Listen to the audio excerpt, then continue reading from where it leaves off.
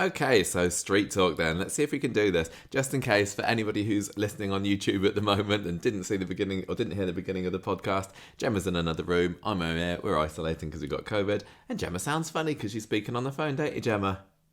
No, I sound normal. You sound funny. Look at that, all crackly and funny.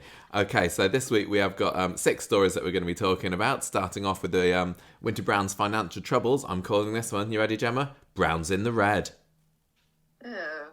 It's not red in the brown, because if you get that, then you need to maybe go to the doctor. Brown's in the red, they've got no money. Next up, we've got the Tim's Tricky Ticker storyline. I also thought we could call this Affair or the Heart, which sounds a bit like Affair of the Heart. No? Affair or the Heart, okay, yeah. Because is he having an affair? Has he got something wrong with his heart? Okay. Or is he not? This works even less well when I'm distanced from you. Skirting the issue. That's a good storyline title, isn't it? That's good, yeah. That is exactly what the Mrs Crawshaw is doing at school this week when they try to take her to task for the dealing with the upskirting issue. And next we have got Starsky and Crutch. Hey? I told you... You loved that this week. Are you... No, that's fine. Are you? So we got that. That's Craig, Detective Craig, looking. Stop being so insecure. Your insecurities get amplified the further away you are. I know. Please just accept what I say. I know. Okay. I get it. We've got the dilemma, which is what's going on at the speed dial. It's a bit rubbish, and a bit more the cougar and the lion, so it kind of is a bit rubbish there. Dilemma is only if she gets a job there. Not that Emma. Right, do you want to talk about Browns in the Reds, Gemma? Yeah, I do actually. You're moving around all over the place. I can hear you. Sorry, I'm not allowed to. You've got to stay. I'm laugh at everything and not move. You've got to stay completely still throughout the whole of this podcast. Can you do it? No, I can't. Okay, we'll do your best. Right. Right. Quit then. What's been going on with the Browns and the Winters this week, Gemma Cox? Go.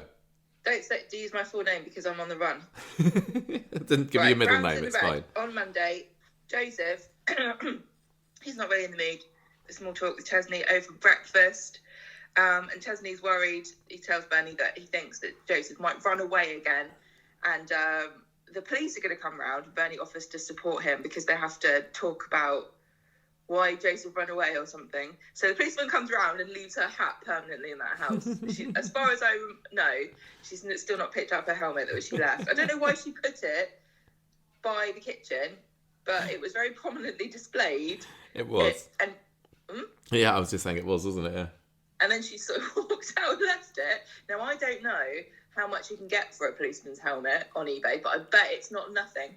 No, exactly. So there we go. They need to be a bit more creative, don't they? So anyway, the police officer comes around, and this is the lady. We've seen her a few times, haven't we? I think so, yeah. And she wants to go over the story because Joseph said he was being bullied because he's poor. And she's also confused about the story of where he was, because he's saying that he was in the wastelands and then Clint found him. And then Chesney's like, oh yeah, Clint wouldn't lie because we know him. He's good friends with Bernie and Gemma. And this obviously rings some alarm bells. Then Joseph gets sent upstairs and the officer's starting to put some things together. Because you know the Weatherfield plot, very quick, aren't they? Yeah, they're on the ball. A mystery. Yeah. Always. They're brilliant.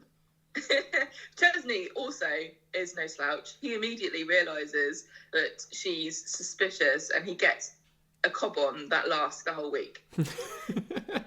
He had a cob on before this week. Come on, let's be honest with it. He's such an unpleasant character. He was so miserable, wasn't he, this week? He was a massive arse this week, Chesney. He just, get rid, Gemma. I tell you what, he needs to. How much can you sell Chesney for? Huh? How much can you sell Chesney for? What's he worth? For him. What's his skill set? He needs to take a leaf out of the Cratchits from Christmas Carol. In what sense? Can you imagine if, like, on Christmas Day, Scrooge turned up with a big turkey and all the presents, and Bob was like, bugger off. We don't need your charity. What do you think this is? Christmas? Get out of Just here. would have totally been like that. How insulting. Right, kids, eat your gruel. Because we earn this ourselves. Exactly. Look, have your crusts. They'll put airs on your chest. Okay, right. So Chesney basically kicks the police lady out. And then Dev talks to Gemma and Bernie about this reward fund. We know that there was more than £29,000 in, and that's what Yasmeen put in anonymously, but there was over 30 grand. And Dev had put in £3,000. I love how he told her. He was like saying, Bernie, just wanted to let you know, £3,000 is from me. Hey. Just totally angling for a shag, isn't he? That's what he thinks Bernie's worth, £3,000. She didn't even get to keep it. Even Leanne's cheaper than that. Come on. I don't know why he really ended up being like the keeper of the funds, but he's basically in charge of it, isn't he? He's the one that's got the special charity pot because he works at a corner shop. Bernie brushes him off because she doesn't have time. Then we have another scene between Hope and Joseph, because they both got bribed last week by Clint to keep their mouths shut, and Hope negotiated up to 100 quid each. Yeah, she was so good. I love this. Now, Hope is in no way... No, she is related to Chesney in some way, isn't she? She's Chesney's niece, yeah? Yes. Yes, she is. So I reckon there's a little bit of the old wheeler dealer Chesney in there somewhere, because he used to have his market stall, didn't he, selling dog things. I don't know why they didn't bring this back, because when Chesney was young, he was actually like a really sweet little entrepreneur for about a year, and then it all went to pot when he knocked Katie up. Yeah, and now he just sits around moaning that he hasn't got any money. The old Chesney would be out saying, right, roll my sleeves up, what can I sell? I know. But I think that she's got this entrepreneurial spirit from him, because she's bought £100 worth of sweets. She's got them in a backpack, and her plan is to sell them for a profit at school. That's what Alan Sugar would do. Yeah, exactly. And Joseph, he's very materialistic. He's a bit more like me. He wants to buy shoes. But unlike me, Joseph only has one pair of shoes currently, and he just would like an additional pair that isn't broken. Bless his heart. Now, Bernie walks in and she hears him talking about a secret, and immediately, if you're an adult and your kids are talking about having a secret, alarm bells going off. She sits them down, she starts to dig for details. She realises that Hope is being very weird about this bag, so she asks about it. And Joseph says, it's only sweets. And he's like, what? A bag full of sweets? Let me see. So Hope shows her, but she lies that they're a gift from Tyrone, which it still sounds suspicious. So Bernie takes Joseph to Roy's for a milkshake, and he keeps going on about these trainers. And Bernie says there's absolutely no way you can have trainers, £100, that would feed us for so long. Gemma and Chesney just don't have any money. You don't need £100 trainers, sorry. When I were a lad, probably my most expensive pair of trainers, I don't know whether even got past £10, honestly. It's like, I know you don't need them, but he's only a little boy and he just likes fancy things. I felt really bad for him. I don't know. I never had any desire to have £100 trainers, and Joseph doesn't strike me as the sort of person that's cares about that sort of thing. I suppose if it's just to stop him from getting bullied, maybe, but there's other ways, surely. Oh, you're so mean. Well, it wants one thing that people will be jealous of.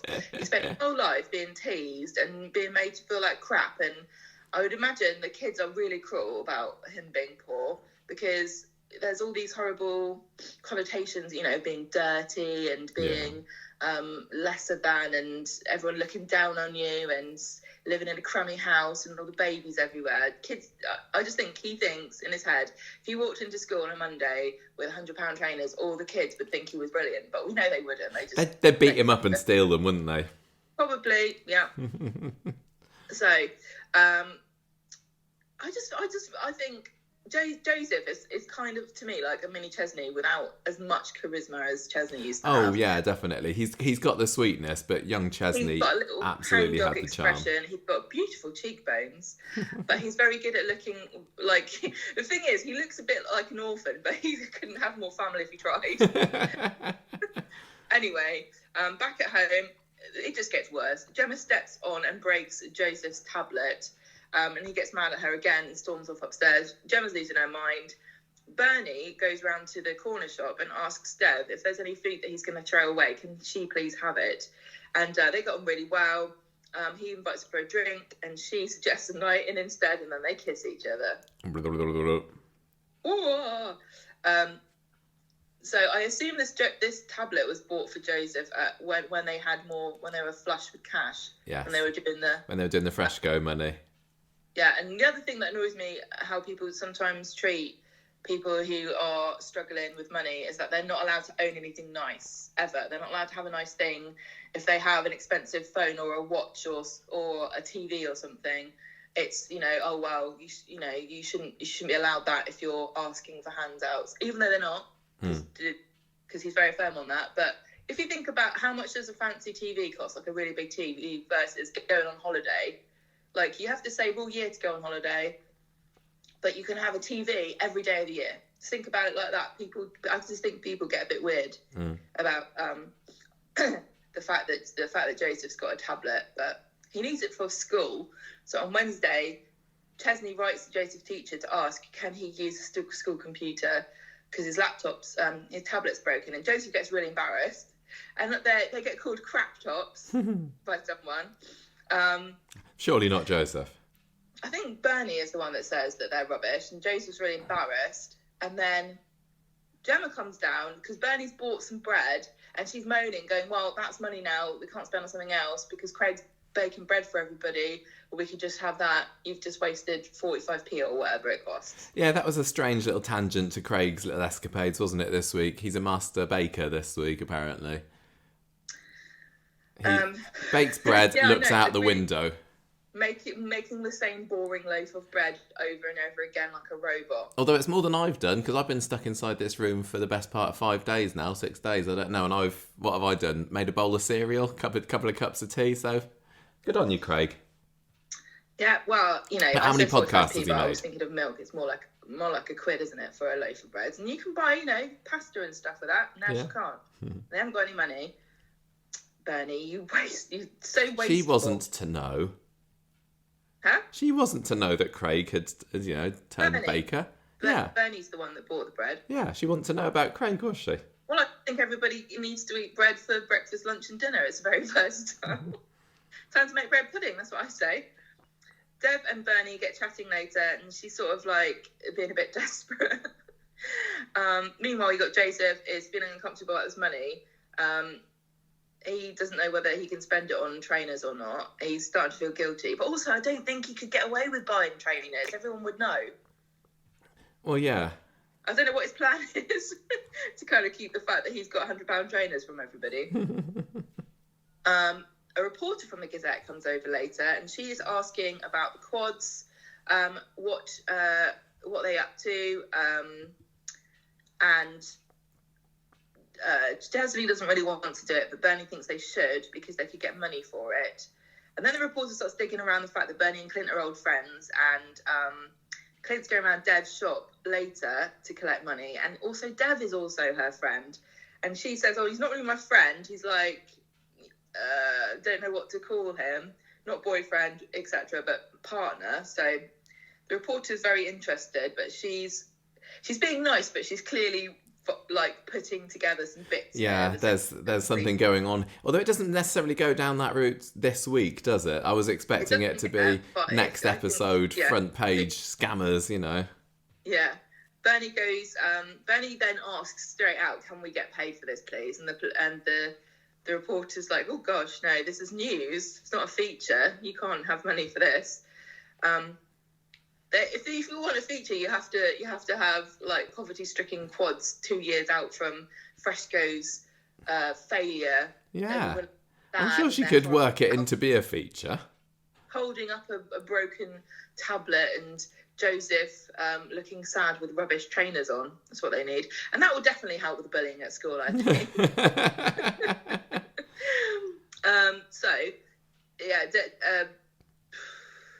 It's just news. So then they go for the photo for the news bit when everybody's standing outside the house.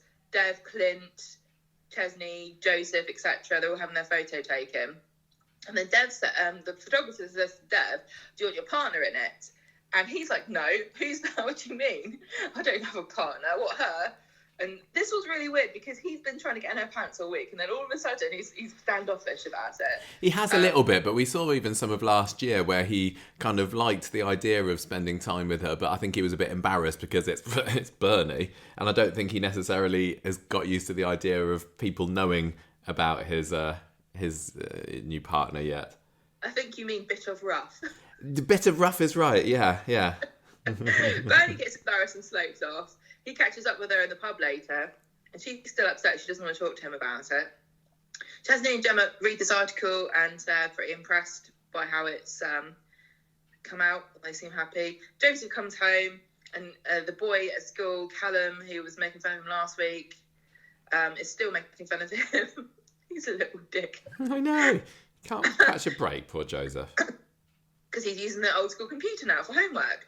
So then Joseph decides to put the money that he's earned from Clint into the tin. I don't know what he was thinking, but not a lot, I don't imagine.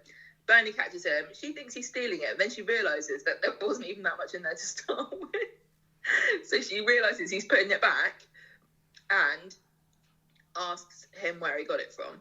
Cut to Clint trying to get Dev to transfer him the money, and he wants 500 quid in cash up front out of Dev's till because he wants to go down the pub and celebrate. But Dev being horrible to him because he's jealous about his relationship with Bernie, so he will only transfer it. And I can't remember how much it was now. I can't remember. A lot. Yeah. So Bernie confronts Clint in the Ginnel, and she's found out from Joseph that he was bribed, and he didn't actually really find him, and he just said he did to get the reward money. Now I'm on the fence. He kind of did find him, didn't he? Just not where he said he did. Like, he was on the way home. That's the problem. If he was just wandering around, it'd be different, but he was literally on his way home when he was intercepted. But the other question I have here is, were he not to have found him and Joseph had just gone home, how would they have dealt with the money? Yeah, there's tens of thousands of pounds. What do we do with it now? £29,000 was donated, and you would hope, seeing as everybody can clearly see that the children are struggling, well, the children are suffering and the adults are struggling in that house, wouldn't you think that the community would say, well, let's just give it to them? I don't know whether you can do that. I don't know how these things work. No, I don't know.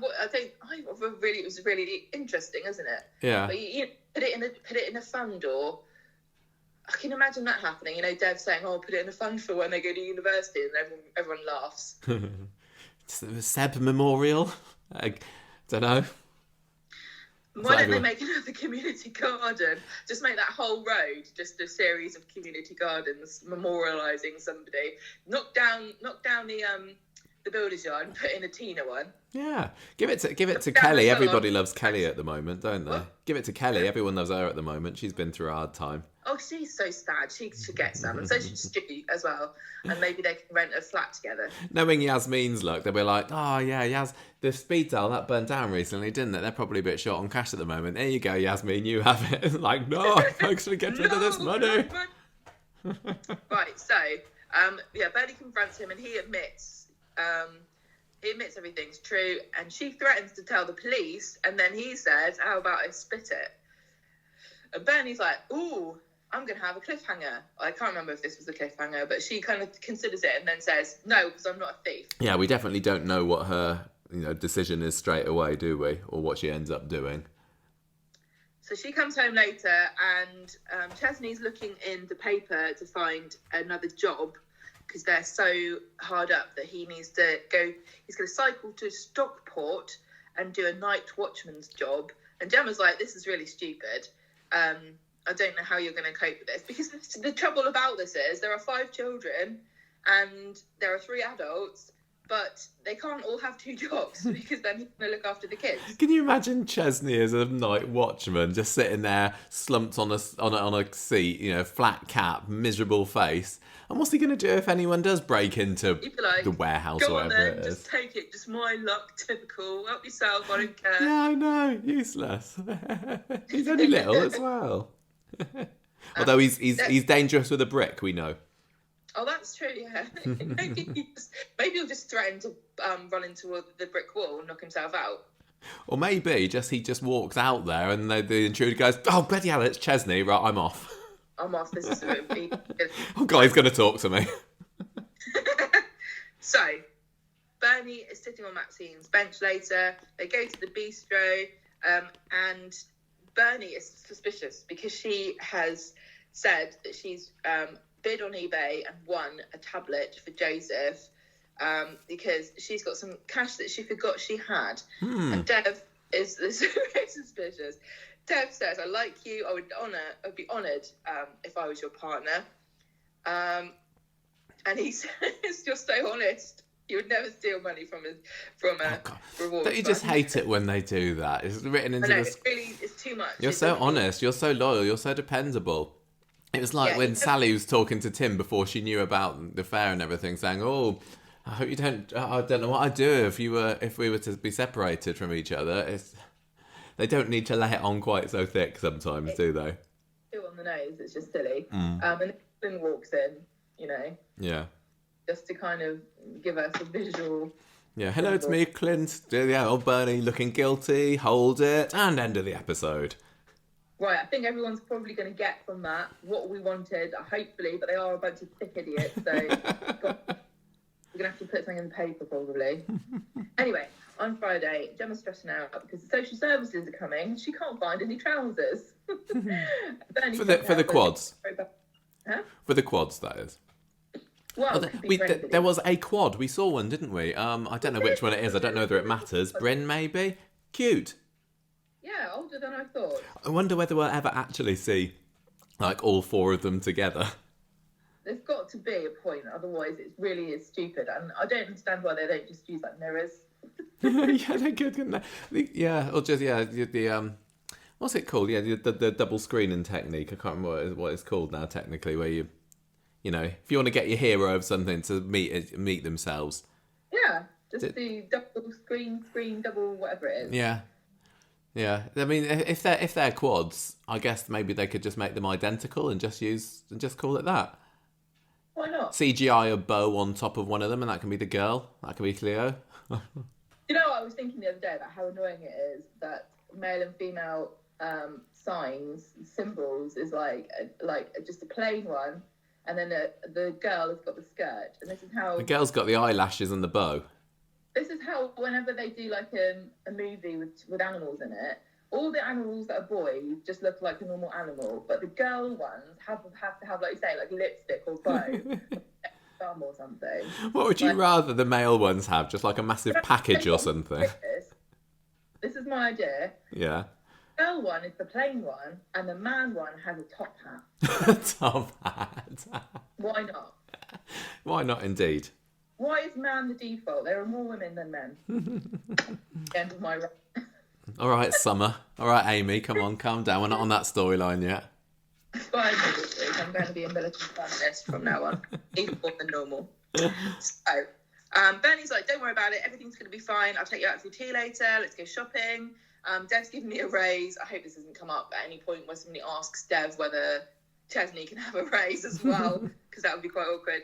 Then we have a nice little scene in the cafe with Dev and Bernie, and he's trying to pay for her food, and they have a little thing where they're both trying to throw their cards at the machine to pay for it first, which was quite nice. Yeah, they did have some nice little relationship building bits between the two of them. I still don't know whether I'm completely convinced, but I think but I know what you mean. But Bernie just doesn't strike me as Dev's type whatsoever. But they have at least said that. They've had the characters saying, you're not usually the sort I go for. So, let's see. I don't imagine that, you know, like a cheesy, businessy guy is her kind of deal. I bet he doesn't even like crystals. Yeah, exactly. The awesome power of having a Himalayan salt lick or whatever people have that they plug into the wall. Yeah, well, they've probably gone round his house and seen like a Ganesh statue, and she's like, "Oh, I got one of those. It brings me good luck." Probably. Oh, you should get a Buddha as well. They're great. So, Dev brings round a food package that he agreed that Bernie asked him for the other day, where, can we have the out-of-date stuff? And Chesney is just livid. He won't accept it. He rolls his eyes. Dev then gets offended and takes it away. And then the lights go off because they haven't paid the electrics. Gemma tries to chase after Dev to get the food back. Chesney tries to stop her. They have a tussle. The food goes everywhere in the street. As they're shouting and screaming, who should arrive but the care worker? It's the social workers. Yeah. Oh, good. And this was very nice, actually, because he wasn't like an evil, smarmy git who was going to judge them. Like, I would imagine it would have been easy to have written this. Well, yeah, generally on soap, social worker is code for someone who's going to come and take your children away, isn't it? Or, like, judge you and make you feel like crap. Yeah, but he was lovely. Well, he was really nice. And he says, look, it looks to me like, I don't think Joseph's going to run away again, but it doesn't really look like he's feeling a bit outside the family unit, so we need to help him, and we need to get you some more support. I can see that you're struggling here. We'll get you a volunteer support worker to come in. And he's like, oh, what? Charity. What does he say? Charity is... He said it's not a... I think, didn't Bernie say, oh, it's a gift? And he's like, oh, that's what charity is. It's just... I don't know. He's just being an arse. Yeah. He's a stupid arse. I totally sympathise, because it's not nice to feel like you need somebody to give you stuff, especially if you're the man of the house and you have these traditional ideas about providing for your family and you feel like you're a failure because you can't. But your pride is not worth more than your children's stomachs, You've got to feed your kids. Yeah, but I guess one reason he's proud is he doesn't want to be seen as being, going down the same road as his mum did, because when he was little, he had single parent with Scylla. He was probably in and out of foster care as well, so he had lots to do with the social workers there, and he's like, no, I want to be better than this, but he's just found himself right into the same trap, not through any fault of his own, not that he was a terrible parent or anything like Scylla, but this is how most people find themselves needing help, isn't it? You're not really although the 4-kid thing. And also, they could have been the face of Freshco. They could have been Freshco millionaires at this point, yeah, but... They really, really could have been. They could have been like Gemma could have been like the Mrs Hinch of child rearing. Hinch, but she could have had the beautiful, well, it's not beautiful, it's horrible, crushed velvet interiors with mirrored furniture everywhere, just like everybody wants on Instagram. Yeah, if only they could turn back the clock. Too late. Clint comes schmoozing into the Rovers later. He has got himself a camper van. And Bernie's getting mad. She calls him disgusting because she's spending the money that she's scammed off him, scamming off of Dev, on food and clothes and keeping the children warm. The little bairns, she calls them, doesn't she? Yeah.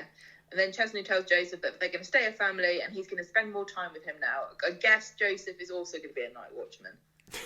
Yeah. And then they play Thunderbirds together, and that's the end of the episode. Poor kid. How did you find this story this week? I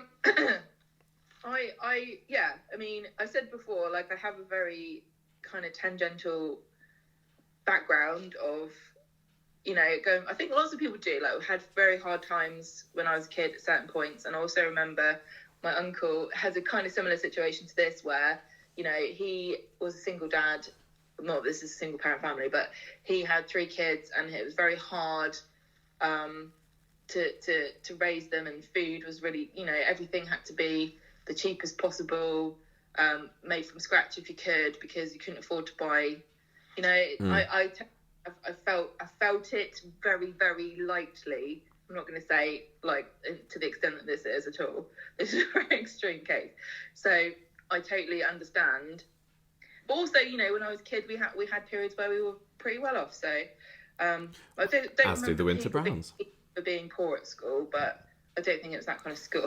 Yeah, I think with this story, I'm finding it okay. I'm still enjoying that there's something new this year, like I said, for the past couple of weeks on the podcast.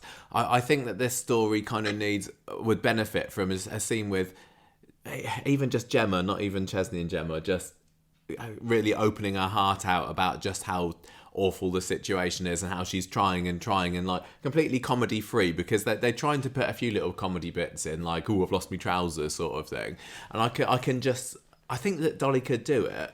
Just a real proper raw outpouring of how terrible this situation is, because everything just seems to be tinged with a little bit of tiny bit of comedy and also just general Chesney misery, which is not the same thing. Because I could imagine, like, you know, Elsie Tanner sitting down at a kitchen table with, you know, fagging around and her elbow on the table, telling Les about how stony broke she is and everything, and really feeling for her from this. And I'm still not quite getting that sympathy yet that a scene like that might bring about. Do you know what I mean? Does that make sense? No, and I also want to say one thing about how it feels. Like, I think that they're missing one of the big emotions, which is guilt. I think I remember feeling guilty about having money spent on me. And I imagine that, you know, Chesney and Gemma feel guilty that they can't give their kids stuff. I haven't heard anybody mention it. You kind of got the impression that Joseph felt guilty when he gave the money to the tin. Yeah, I think so. No, yeah. I just think that is like one of the biggest emotions. Like, obviously, you're going without, so you feel, you know, the deprivation of, and also feeling lesser than everybody else. But that feeling of guilt is it eats at you. Yeah. And everybody is going to be feeling the same way. Yeah. And also the awkwardness between Dev and Bernie. If I was Dev, I would be racked with guilt. You know, he's got his kids going to private school, or they were. They were, yeah. And he's, you know, golf lessons and everything they want. Well, I guess that's why he brought around the food package, though, isn't it? I suppose. I know, but it's difficult, isn't it? Because he's not going to, like, fund their entire existence. But at the same time, I wouldn't be able to really look Bernie in the eye if I knew that she was going home to a house where she get harangued for buying a loaf of bread. Mm. You know what I mean? It's just a really awkward.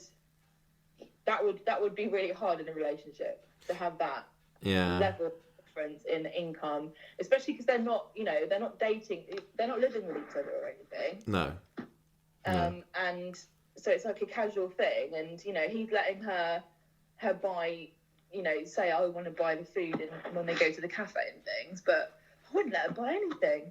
I know. She was, Bernie's also proud, isn't she? And also feeling very guilty about the whole thing as well. Because I did like the twist of Clint offering her the money, because the way I thought it was just going to go, and it seems like it could go this way a little bit, was just, you know, it would all come out, people would realise that Clint knows Bernie, they're poor, and people were going to smell a rat that way. But the thing with him offering her the money, I was like, oh, that's gone slightly different way than I thought. I'm enjoying that little twist of it. Yeah. What? No. I was just going to talk about the tablet thing, because some people were wondering about, saying, is it believable that a kid is required to have a tablet to do their homework? And this is obviously something that's been quite important for the last couple of years while we've been on lockdown. And I think more and more schools, I imagine, are moving on to delivering homework online, even down to primary school. I mean, secondary school is another kettle of fish entirely, but I would imagine even quite a lot of primary schools are doing that now. I don't know whether I don't know whether Joseph would have to have one. It's not like schools can demand that, you know, during normal school time that a child has an electronic device, but during lockdown, if you didn't have one, then the school was pretty much obliged to get something for you. So Bessie Street, I imagine, is going to have a whole load of computers going spare that can be used for children from lesser income families. And to be fair, on Bessie Street, they did. They're just these 100-year-old laptops, apparently. So I think it made sense to me that he had his homework on his laptop. I suppose it's a shame that Joseph was made to feel bad at school the next day because of it. I imagine, sort of considering how Mrs. Anderson was last week outside the Imperial War Museum, she probably just announced to the whole class, It's all right, everybody. Joseph's not going to go out to break today because he needs to do his homework on the computers. And yeah, those ones at the back there, crank them up. And Ben and Callum just kind of sniggering away. But yeah, I thought that it felt pretty natural, that little development there. Although, yeah, maybe having something a little bit less ancient would be good as well. Because the school would have received funding during the pandemic to get some new equipment, I would have thought. Yeah, but the thing is, isn't it kind of the similar thing to free school meals? They still have those? Well, that they exist. Where it's like, if you're on free school meals, it's sort of like, you know, it marks you as different, doesn't it? I maybe in some schools it does. I don't know how much children know about. The thing is, I know this happens, but it never happened at our school. What? That people got bullied for it? That people got teased about having free school meals? That's because you were all povos at your school, isn't it, Gemma? You came from the rough bit of Southampton. It's dead rough, isn't it? Right. The other thing I just want to say is about the fact that Gemma and Chesney don't seem to really understand that there are things that can help them that are there, and that's what they're for. I don't understand Chesney.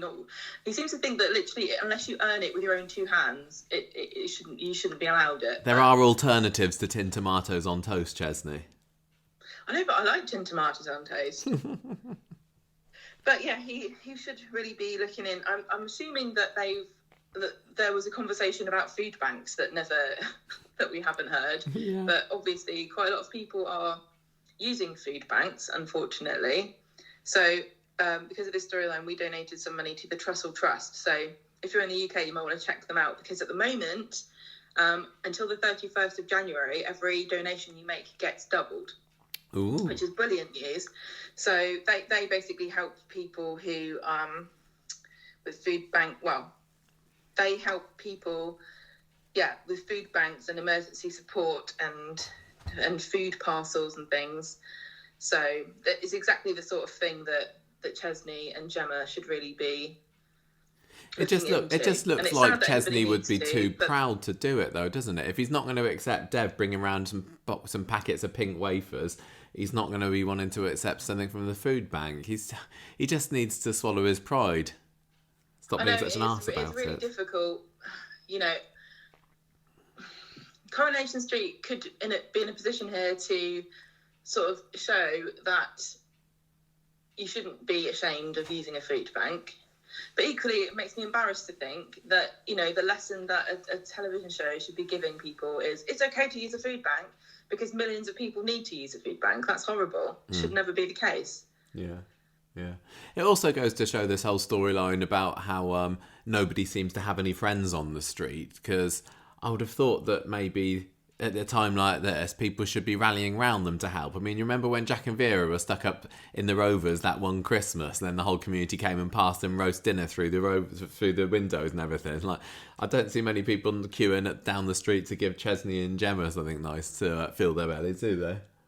No, they didn't, but they did help them find Joseph, which in hindsight is actually incredibly cruel, because they had 5 kids and they only had 4.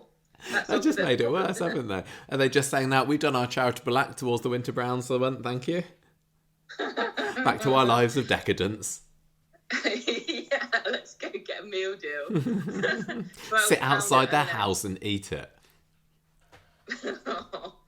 Oh, poor Chesney. Oh, I totally get it. It's very unpleasant, isn't it, to watch somebody throwing things back in other people's faces. And, you know, it takes a village to raise a child, and he's got 5 of them. He needs a whole city behind him. Yeah. I'm just kind of wondering what's going to happen next with this. I don't really need this storyline to keep going for that much longer, or maybe it can go quiet for a little bit. Maybe I'm sure it'll still be in next week, but I think it seems to have been tied up nicely-ish with the offer of this helper, but it just feels like Clint's going to come and do something to ruin it, because he's still the kind of the villain, the Fagin of this, isn't he? Yeah. So I've got a feeling that he might, because he's being so boastful about this money, I think that somebody's gonna catch him speaking very loudly to Bernie about it, or something. Maybe even Gemma might find out about what her mum's done, and then she's kind of torn between, what should I do? Because it is quite handy having this extra cash actually, and what's morally right. But yeah, I don't need it to last much getting longer. Very resentful of Clint, because he's got this money and he spends it on what he wants, but she's spending it on the children. That's already started. Yeah. Then you've got Chesney, who's angry, but he's also just embarrassed, isn't he? He's just embarrassed about the situation that he's in. It's only going to get worse as the children get older and they need more food and more things, and they've got to go to school and have... God, can you imagine buying 4 sets of uniforms? I think if you've got that many children, you just kind of have to get used to accepting offers of help. You really do. And you can't... It's like people like to help. Yeah. You're helping them to feel good about themselves. Is that so bad? It's like, do you remember? Well, you didn't watch Friends, but wasn't there a whole storyline about there's no real act of charity because you only do it because it makes you feel good about yourself, and the only true charitable act is to do something that you really don't want to do for somebody else. So maybe that's Chesney's line of thinking. Maybe. Or maybe he's just waiting for that lucky Weatherfield money tree to shake in his direction. Maybe Scylla's gonna fall off a perch or something at some point and give him a load of money. I don't know. I want Chesney to start like a psychic hotline for people, like self-help hotline. She reads their tarot and stuff. Anyway, we've talked enough about this. Should we talk about Tim, Gemma? Before we start, how much did you love seeing Tim almost dying of a heart attack on Friday night's episode? Were you rubbing your hands with glee and going, yeah, finish him? I was going, don't help him. Yeah. I mean, we've seen that from the Hashim story, that not helping someone when they have a heart attack does lead to its own problems, but I don't know. Might have been worth it. It had its positive side as well, didn't it? Got him out of the way. But anyway, before that, I said that the Chesney storyline felt like it was kind of obvious where it was going in places, but tell you what, this Tim storyline this week, didn't it drag? It was basically the same story over and over again. You should tell Sally, Tim. Oh, yeah, I'm going to tell her. Yeah, you do that. Next scene. You told Sally yet, Tim? No, but I'm going to tell. I can't tell her at the moment. I don't want to worry. Yeah, but you're really, really sick, Tim. You should tell her. Yeah, I will. I'll tell her. Oh, Sally thinks that Tim's having an affair. Sneaky. You have an affair, Tim? No, I'm not having an affair. Oh, my gosh. I also want to say that this storyline has gone on so long now that we've had 2 fake out scenes where it looked like Tim was going to tell her. I know. Scene in the hotel where got the drink. There were moments this week. There were moments this week where I was like, okay, fine, he's going to tell her now. I've been complaining about it so long, but at least he's going to tell her now. Nope. And the the icing on the cake of this whole thing is that he didn't even tell her in the end. Aggie did. I know.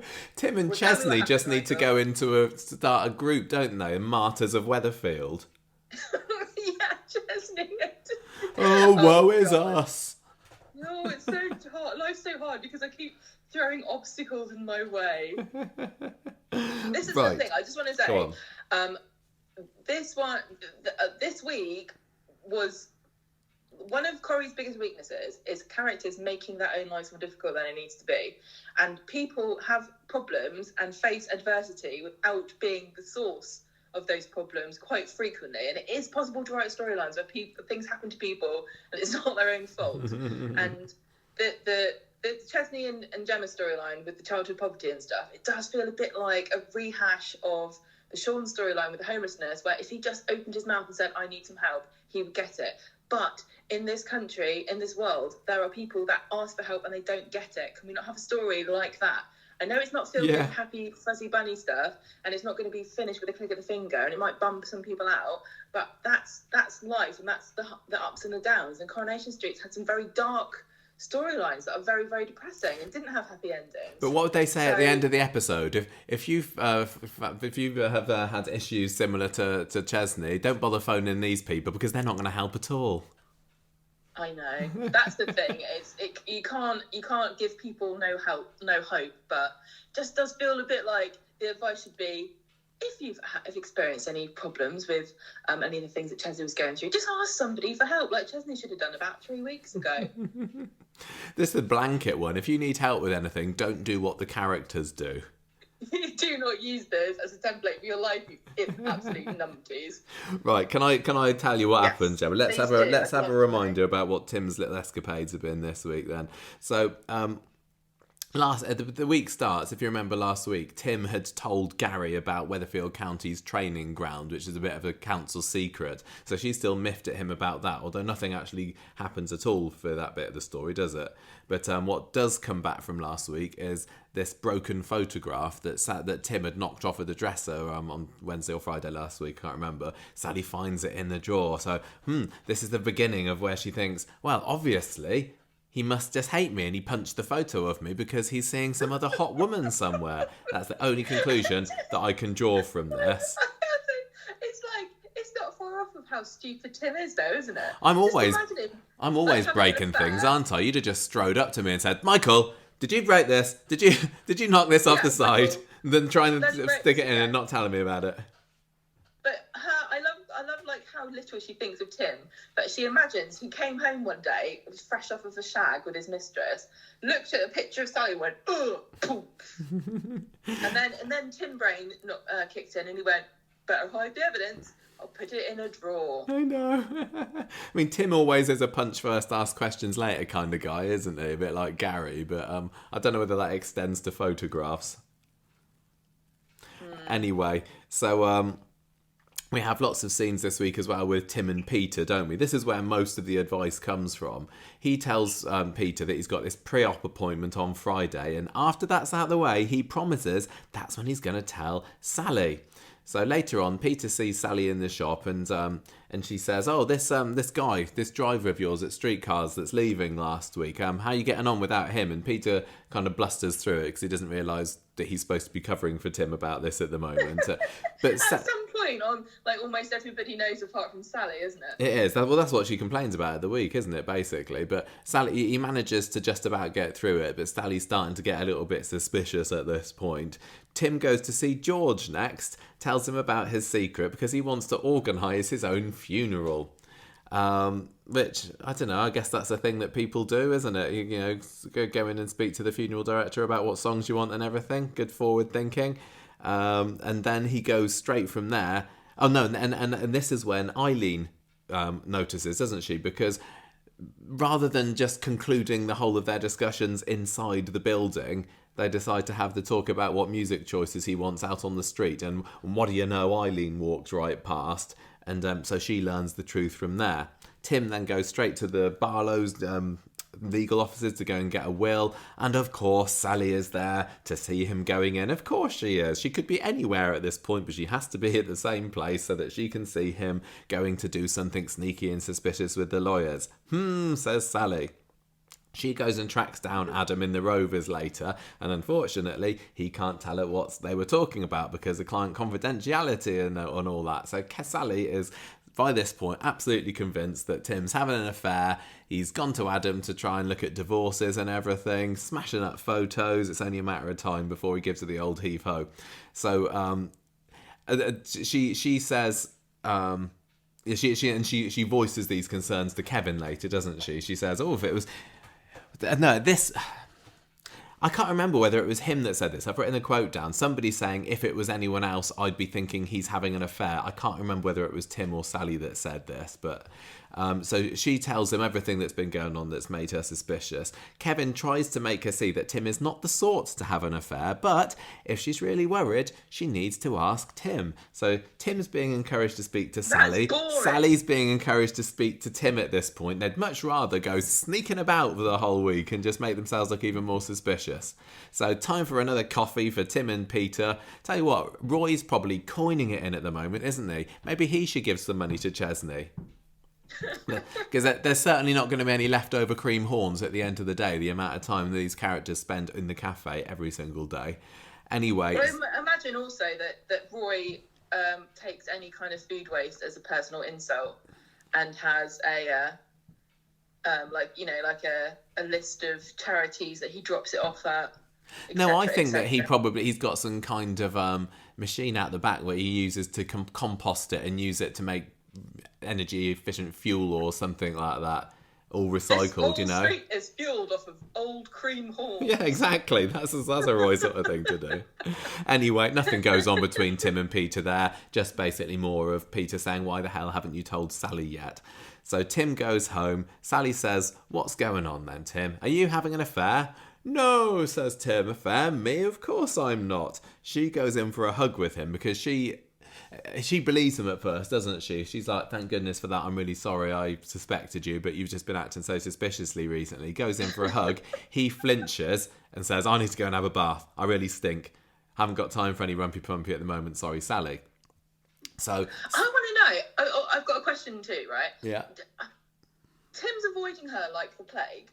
Did we miss a scene where the heart surgeon said, now, Tim, it's vitally important that you don't shag anybody until your operation? He said, just watch your heart rate, I suppose. Are you telling me that Tim and Sally have never had boring sex once in their lives because I don't believe you? No, they're swinging off the chandeliers up there. It's the only way they know how, unfortunately. All he needs to do is get her in bed and start asking her questions about what Maria's up to. Yeah, well, that's a turn off, isn't it? So anyway, she goes back to Kevin to report on what's going on, and Abby's there as well. I enjoyed Abby being in the story this week. Still, there was a little clue about her possible pregnancy, wasn't there? Because she has, I can't remember whether it was this scene or whether it was on Wednesday, that she has an orange juice at the pub. And yeah, she just keeps. And that is soap signal for either recovering alcoholic or pregnant. Yep. So, I don't know. I think maybe that prediction we had of her could still come true. But anyway, Abby was great in this week. Not that she had a whole lot to do. But she says, look, there is no way that Tim's having it off with anybody else. You're making it up, Sally. Don't worry about it. And Sally knows that Sally reckons that Abby knows something at this point. Abby gets completely fed up with it all and says, look, Sally, you need to just get investigating properly rather than throwing accusations around. So back at home, Sally sets up Trollop Tracker on her app, which also works on potentially cheating husbands as well. Not been seen since the days of Jenny and Liz a couple of years ago.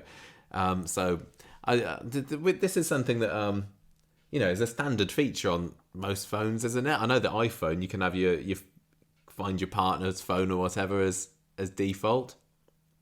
I know. I don't know about found it Android. really funny. There's so many different approaches and ideas in a relationship about what's an appropriate level of scrutiny. I don't know what you would call it, but we both have each other on our phones to see where the other person is. I can't see you. You can see me, but I can't see you. You block me, so I don't know what you're getting up to. Actually, I'm going to start. I'm going to start getting suspicious. You're telling me all this time. I could have done what I wanted. Yeah, I knew you didn't do anything. You just stay at home all day. I know exactly. You know where I am. But yeah, it's definitely different relationships have different ideas about what is and isn't on. I think it's it's supposed to be there to, maybe parents looking out for children and things. Isn't Nina still tracking Asher at this point? Oh yeah, because she's anxious, isn't she? So that unfortunately is just going to feed into her anxiety. Yeah. So what's going to happen then is Asher and Tim are going to have an affair together, and both Sally and Nina are going to turn up at Chariot Square and go, hang on a minute, what are you... What's happening? Anyway, so she now knows where Tim's every move is. Wednesday, Peter and Tim again. They're in the cafe again. Peter's talking loudly about his condition again. You should really tell Sal again. Tim's like, shut up. And Peter says, look, you're causing yourself unnecessary stress with all this. That's the last thing you need. You really just need to tell her and get it out your system. Sally is in the cafe later and her tracker bings, so she dashes off to tell Abby, probably somewhere. Sarah's alarm goes off and is like, right, get into bed with you, Adam. Is she still Is it her and Adam on speaking terms at the moment? No, I thought she was mad and she's withholding the gift she is, isn't she? Yeah, but the life from him. Yeah, it depends how much of a Pavlov's dog there is going on there. Whether every time they hear a tracker bing. But anyway, she dashes off. Tell Abby. So Pavlov's dog is a character on Coronation Street who every single time anybody mentions sex just has to go and have an affair with somebody else. Yeah. So she goes and says, right, Abby, Tim's off somewhere. You need to come and track him down with me. And Abby's like, don't be so flipping ridiculous. You go yourself. I'm not going stalking with you. So she tracks him down to Chariot Square. Where else? Weatherfield's one and only hotel, where he's sitting there with a glass in the lobby. And she kind of leaps out and goes, aha, at him to catch him. And he doesn't seem surprised. It turns out that, get this, Gemma, he was tracking her as well. It's a two-way app. As if she wouldn't know this. As if she wouldn't know. But yeah, for one thing, I don't know if that is how it works. Because I would have thought that you'd have, like us, I can see you. You can see me, but I can't see you. But yeah, I would have thought that she would have known about this. Or even like, you know, why didn't Tim immediately after he got out of his bath on Monday go, oh, this has been put on my phone. Why, Sally? Why have you done this? Looks like Sally's tracking you. I wonder why. Why is she so insecure? Anyway, back to smashing photos. Is there anything I can do, maybe, to make Sally a bit less insecure at the moment? I can't possibly imagine what I could tell her that might give her a bit of peace of mind. But anyway, yeah, so he just lures her to this hotel and they have a drink together. I thought the whole thing with her jumping out was a bit ridiculous. I think that was kind of done a bit too much for comedy value, and I know that it is Sally and Tim who are the semi-comedy couple, but I think this is serious enough that Sally should have just gone over to him and been a bit more serious about it, but I don't know, maybe that's just me. Anyway, she starts grilling him about this fancy piece that he's got, and he's like, it's you donut, you're the only one for me. Found the map on my phone, I'd never cheat on you, Sal. I thought it was quite nice. Everybody loves Sally and Tim generally as a couple, don't they? I think, you know, if you were to do a straw poll of Corrie fans, who's the iconic couple of the moment, it would be those two. They're definitely very popular. Even if the lustre has certainly gone off of them over the last few years. So that was quite nice. I did appreciate, and I think that Joe Dutton did a great job there of just seeming like he absolutely adores the pants off of Sally, which I totally believe that Tim does. So they have a lovely little chat. Sally opens up about how worried she felt about possibly losing him when she thought that he was divorcing her. And this is where it starts a bit, okay, yeah, Sally, you're saying that you might be losing me. I'm not going to tell you. You might actually lose me to my heart soon, but never mind. He starts lying about why he went to see Adam, and but sitting here in the lounge, I was like, oh, Tim, this could have been when you told her, but no, you're just going to keep up that lie for a little bit longer. He says, oh yeah, I went to see Adam for some streetcars business. Those flowers that I bought the other day, oh, what am I like? I drove off with them on my roof. So the secret stays for another day. Except now we've got Shona involved at the end of the episode, because if you remember towards the beginning of last week, she happens to be walking past when Tim and Aggie were in the community gardens together, and she says to Abby, oh, what's going on with Sally at the moment then? Is she miffed about Tim and Aggie together because they were looking cozy with each other the other day, and Abby's like, oh, maybe they are having an affair. Oh my gosh. Friday, this is when it all goes wrong for Tim. I thought it was an interesting way to start the episode. I didn't talk to you about this at the time, did I, with us being separate? But what did you think of this beginning of the episode where Tim is given a very sort of heartfelt monologue about his heart problem, and then it pans out that he's not actually telling Sally, he's telling Aggie? Nice start to the episode. Kind of obvious that he wasn't talking to Sally. I think I just hated it. Because it's Tim. I thought it was a well written and well delivered piece of dialogue, but it was so painfully obvious that he wasn't telling Sally at the moment that has kind of lost a little bit. One thing I was been complaining to you about recently is the dialogue and how it's a bit boring and everything feels very interchangeable. And anyone could be saying any line. you've been saying. Yeah, and very bland and quite straightforward. Like, contrasting to last week when we had... Oh, who's that scene with the two friends? I've forgotten. I said it to you the other day. There was Sally and Jenny had a nice scene last week, didn't they? That's right, yeah. That was really lovely. And there was also that scene where Gemma and Chesney were having the conversation about, I didn't tell you, or whatever. And she had the bear, and the bear was talking to Chesney, and she was the bear. That was just a really nice, creative, funny, interesting way, and it captured Gemma's kind of personality, and it was kind of different and interesting. Similar thing happened this week with Bernie and Dev, like, oh, we'll throw our cards at the machine and whoever beeps first gets the pay or something. That kind of was quite, it needs a bit more stuff like that. Like this one. It kind of annoyed me, but it was a different way of conveying the information. And like you said, it was well written. So that's what Coronation Street needs a bit more of at the moment. If you look back, I know it's just boring to keep going on about it. If you look back at really old episodes, everybody was just a bit more lively and, energetic and individual than they are now. I wonder whether it's a reflection of the pace at which these episodes are being made, and maybe some of the cast are just a bit tired. But I know what you mean. That could be true. I mean, it's very difficult to... If they're cranking them out, you can't give your A-star game every time. Maybe your A- game is good enough for some people. It feels bad. I'm not saying that. I'm not criticising, but it's a hard industry, isn't it? And everything just seems to be like next scene. No rehearsals. Let's do it. It's easy to get drained. Yeah. Anyway, I'll go on. It's also, unfortunately, easy to do that to your viewers. Yes, yeah, definitely. Anyway, so Tim's telling Aggie what he's going to tell Sally later. I've loved Aggie in this storyline. This has been really good for her, I think, and she is quickly becoming my favourite Bailey. And I remember when Lorna was cast as Aggie Bailey, and everyone was like, oh, it's Mrs Tembe from Doctors, she's brilliant. And then when the show started, they didn't have a whole lot for her to do, and I think that they were kind of wasting her a little bit, but she's starting to come into her own a bit now, and I think that she's really got the potential to be a proper Corrie matriarch sort of woman, if only they are to give her a proper story, because she's been on the cusp of it. She's been on the cusp of it with, who's Michael's real father? Is it Ed? Is it Ronnie? She's had a few little things like that, but I really, really do believe that Aggie could, given the right material, really, really blossom as a character. So close. I think that Lorna's got a really energetic presence when she's on the screen.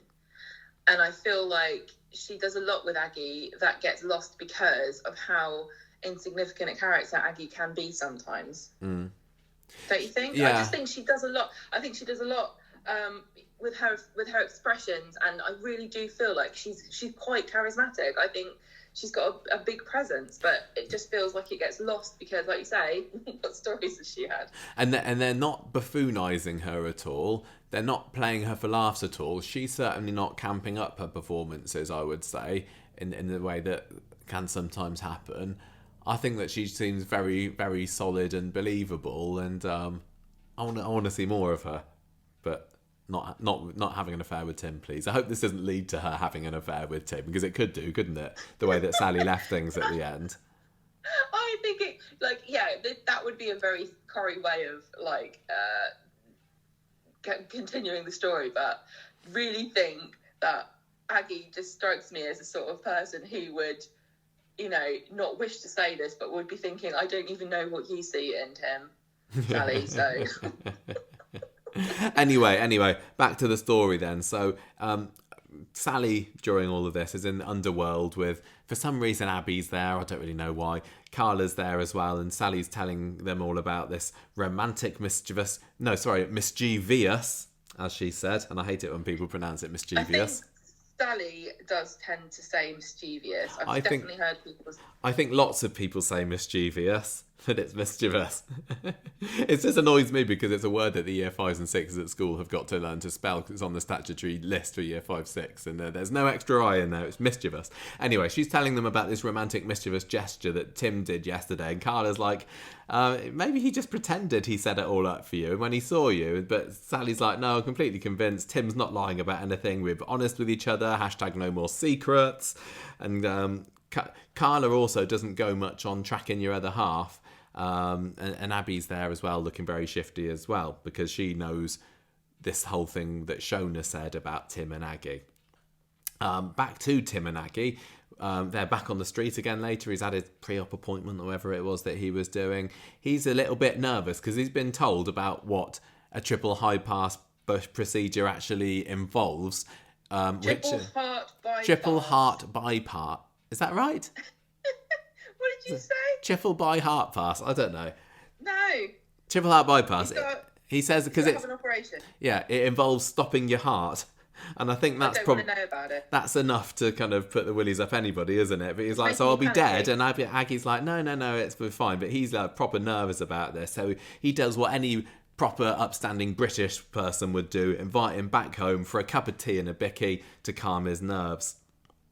Now, of course, Sally notices that Tim is at number 3 on her app. She didn't notice that, he was at hospital earlier. She did. Did she? She thought he was doing a pickup. Oh, yeah, she did, didn't she? No, that's right. I missed that one. Yeah, all right. I'll let you have that one. But yeah, just so happens that when he's over with Aggie, number 3, what's he doing over there then? Maybe it's a glitch because it says he's inside and not outside, and this is when Abby confesses that she thinks that Tim is having an affair with Aggie. Meanwhile, Tim is starting to have a bit of a heart attack. His heart's going 10 to the dozen because of the idea of this surgery. He's not looking good. Aggie's saying, right, breathe slowly, Tim. Come on, Tim, just heavy breathing. Basically, Tim's there panting away with the window open, which they never have in that house, but just so that Sally can go outside, hear these suspicious noises, gasp through the blinds, which again are never open usually, and that she sees Aggie almost on top of Tim. Bursts in through the door. What's going on here then? Tim collapses on the sofa, having a heart attack. Tragic. Aggie phones the ambulance, mentions this bypass, and Sally's like, hang on a minute, what? He's having a bypass? What's going on here then? So it starts to fall into place now, although she still doesn't understand why Aggie was the one there at the pre-op meeting today and not Sally herself. And Aggie says, well, Tim will just have to tell you the whole truth about that himself. Like, that's wishful thinking, Aggie, I think. Just tell him yourself, Aggie. He's not going to do it, is he?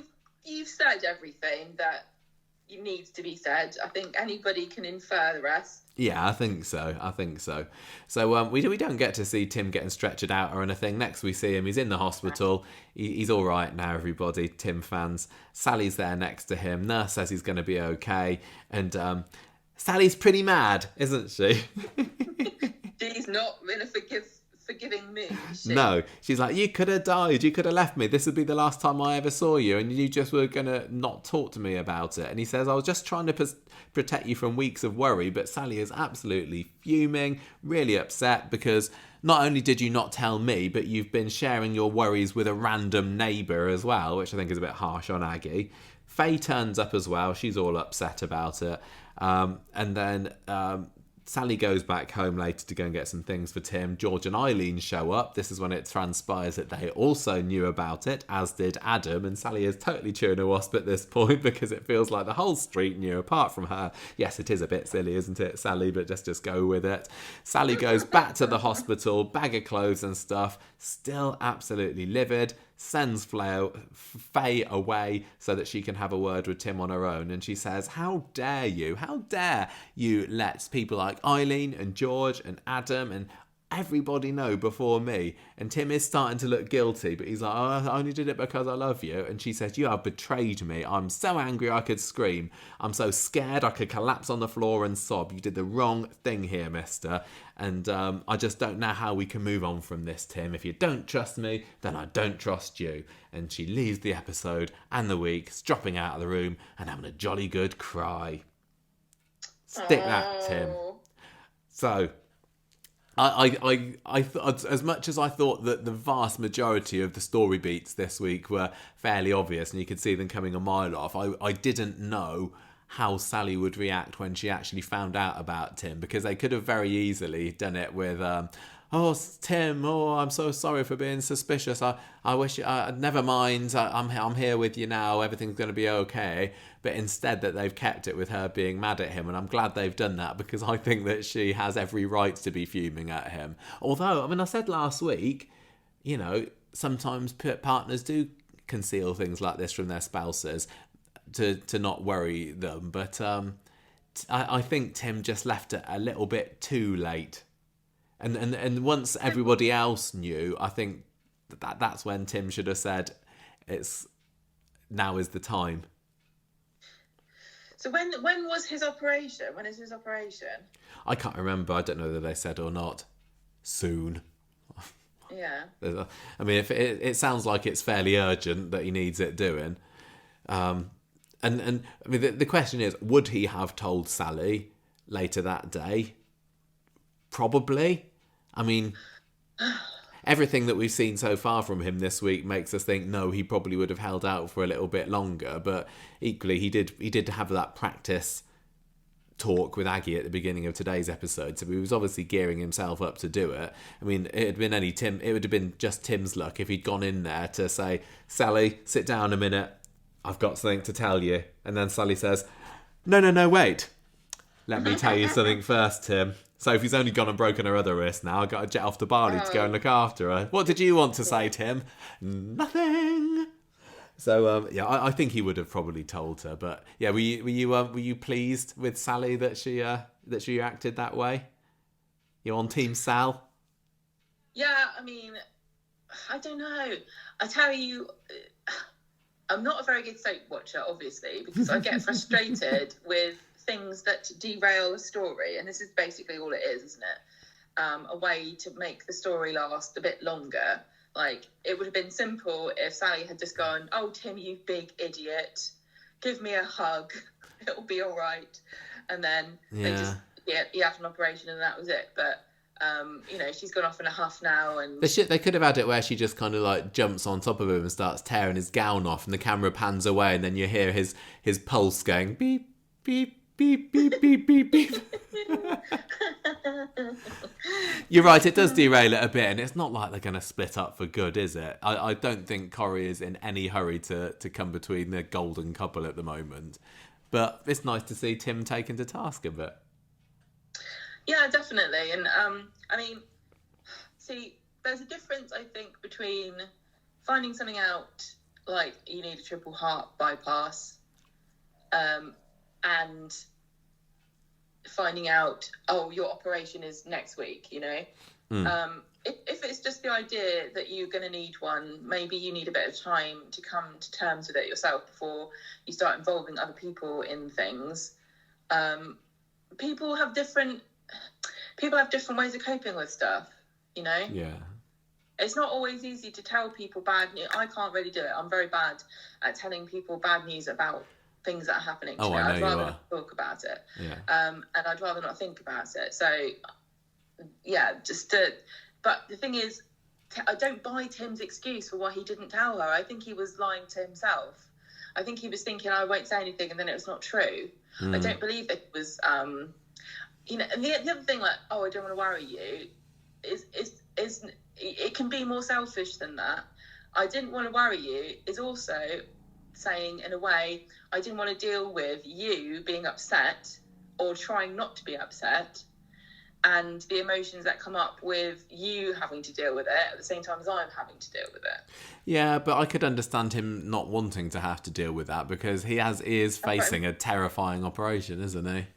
Well, that's what I'm just saying. Yeah. I mean, do you think that we're... saying, what? I was just saying, do you think we're supposed to be feeling sympathy for Tim at this point? I was watching yesterday going, yeah, you tell him, Sel, but on the other hand, I was thinking, hang on a minute, is Sally being kind of portrayed as being unreasonable here and Tim being the victim? I don't know. What do you reckon?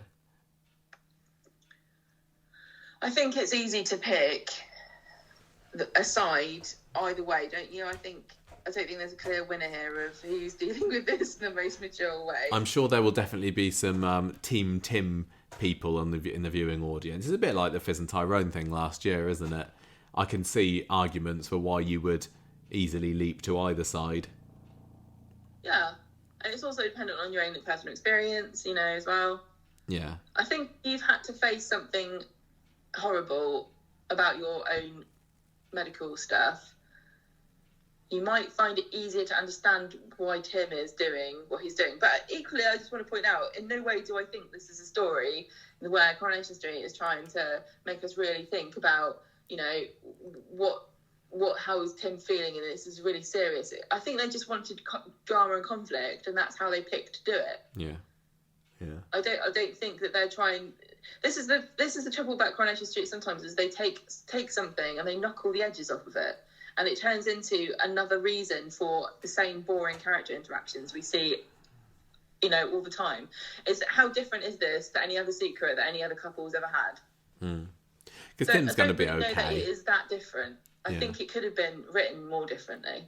I wish that I had even a tiniest shred of doubt about the fact that, this was going to turn out all right, because Tim's going to have his operation. He'll be fine. Sally will probably go off for a little bit, because we know that Sally Dinner is going to be taking a break from the show so she can do her dancing on ice. She's going to come back and be like, "Oh, Tim, I'm so sorry. I shouldn't have snapped at you. Are you okay? Let me look after you." And then that'll kind of be the end, won't it? Yeah, it's yeah. I don't think they're going to get rid of Tim. No. No way. I still don't like him. That's it, really. That was it. Apart from, I just want to say that flipping countdown clock, last night's episode, that was mostly during the Tim and Sally scenes, wasn't it? The advert that was coming on the screen for whatever this new program is.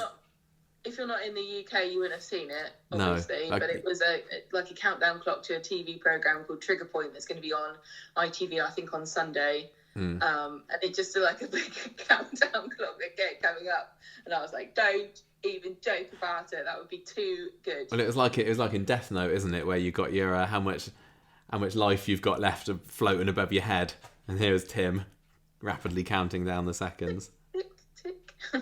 No, he's going to be here for a good while to come. Get used to it. Yeah, get used to it. So, I mean, with Sally's departure then, how do you think it's going to go? Because I don't know how soon she's going to be going off to do her dancing on ice. I assume very soon.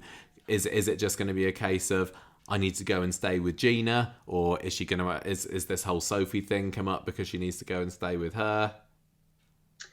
If you had to make a prediction... I reckon Tim's going to have his operation very, very soon, isn't he? Because he's in the hospital. I think they're going to keep him in until he has his op now, because he's had his little incident or whatever. Yeah, we said no more secrets and stress the last time you were in, and look just what happened. So we're keeping you in here now, Mr. Metcalf. So I think they're going to do the op, and I think Sally's going to... See, they've got to think of a good reason why Sally is going to abandon him, because it's going to have to be soon, isn't it? I feel like Sally should hang around to see that he's okay, and once she does, she's like, okay, now I'm going to go. Or maybe Aggie's the one that's there, mopping his brow or whatever afterwards, and she gets seething jealousies again and then goes off to see Sophie. I don't know.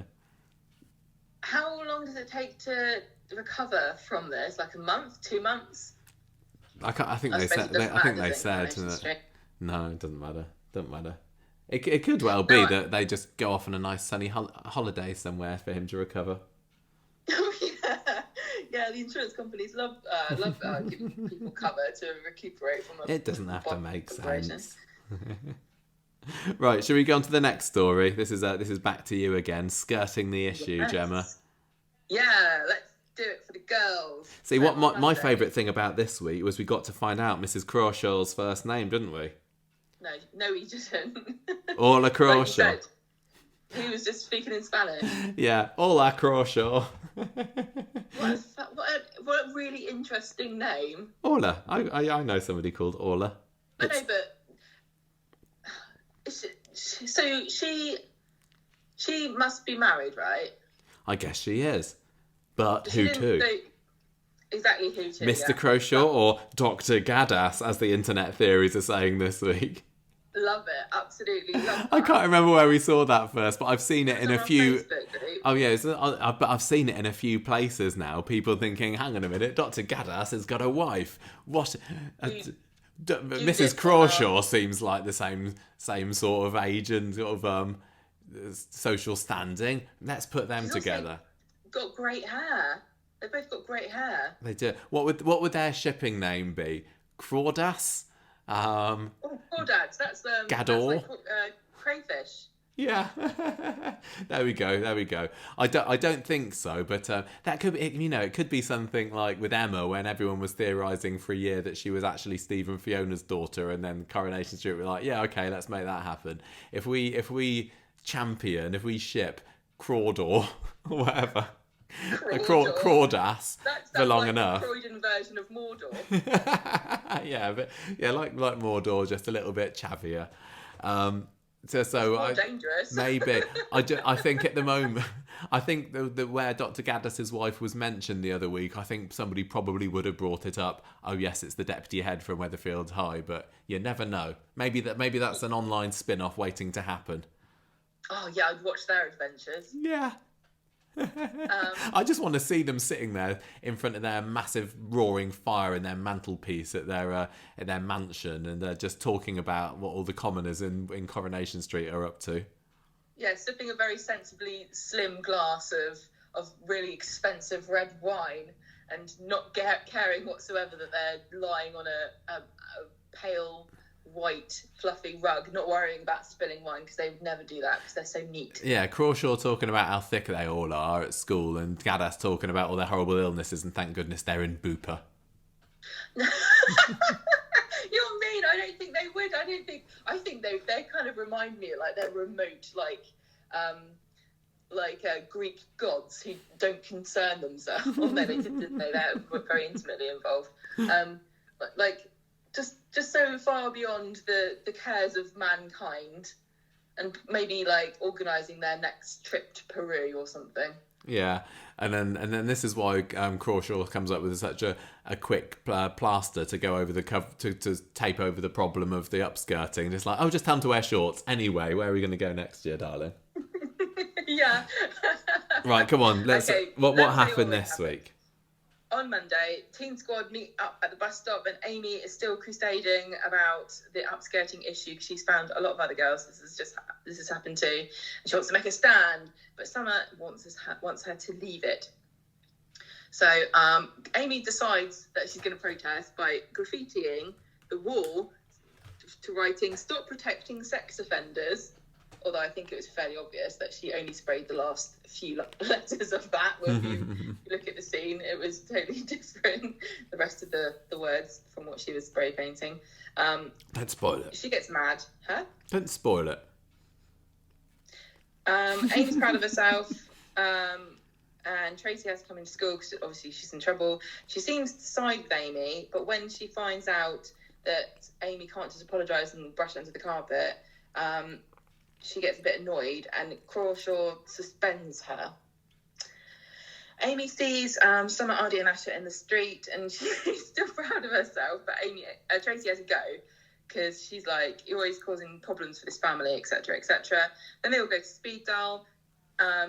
Summer's feeling guilty that Amy's got suspended, but she decides to write an open letter on Instagram tagging the school. Is this how you do it these days? Pardon? Is this the way it's done these days?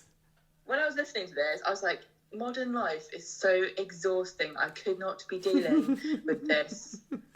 Can you no, do you not tag me on Instagram with a speech about stuff? It's not school hours. No, leave me alone. Leave me alone. I don't get paid for this. She is saying she wants the school to be a safe space, and they're all very impressed with her. And this is when all the people at home of a certain age start going, "Oh, the snowflakes! Safe space. We never had safe space at my school," etc., etc. Obviously there's a line that has to be drawn between a safe space and actually experiencing real life and challenges. But you shouldn't be upskirted. I think we can all agree on that one, yeah. On Wednesday, Billy's so proud of how viral Summer's gone on social media, because it always happens. I think nobody posts anything. When anyone unless ever it goes posts viral. anything, Gemma goes viral. Who else has gone viral? Daisy's gone viral. It seems so easy. And here we are sometimes struggling to get more than a handful of likes on our core emojis on Saturday morning. We've never really gone viral, have we? I don't know what our highest rated tweet or Instagram post has ever been, but yeah, they do make it seem very easy in Coronation Street.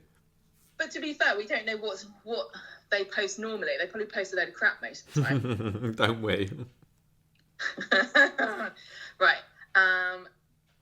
Right, so Tracy's getting a bit worried later. She's like, you need to be a bit careful about this because of your university application. Yeah, this is to Amy, isn't it? Someone gets a text saying that Mrs Crawshaw is going round to the flat, and she's there taking details about the upskirting from Summer. She's going to take it to the governor. She's taking it very seriously, with or without Mr Griffin, who's the continually absent headmaster. Now, we were imagining Gallus and Crawshaw in their beautiful mansion with their roaring fireplace and their dead polar bear and their glasses of wine. If you pan the camera down into the basement, you'll find Mr Griffin in a cage.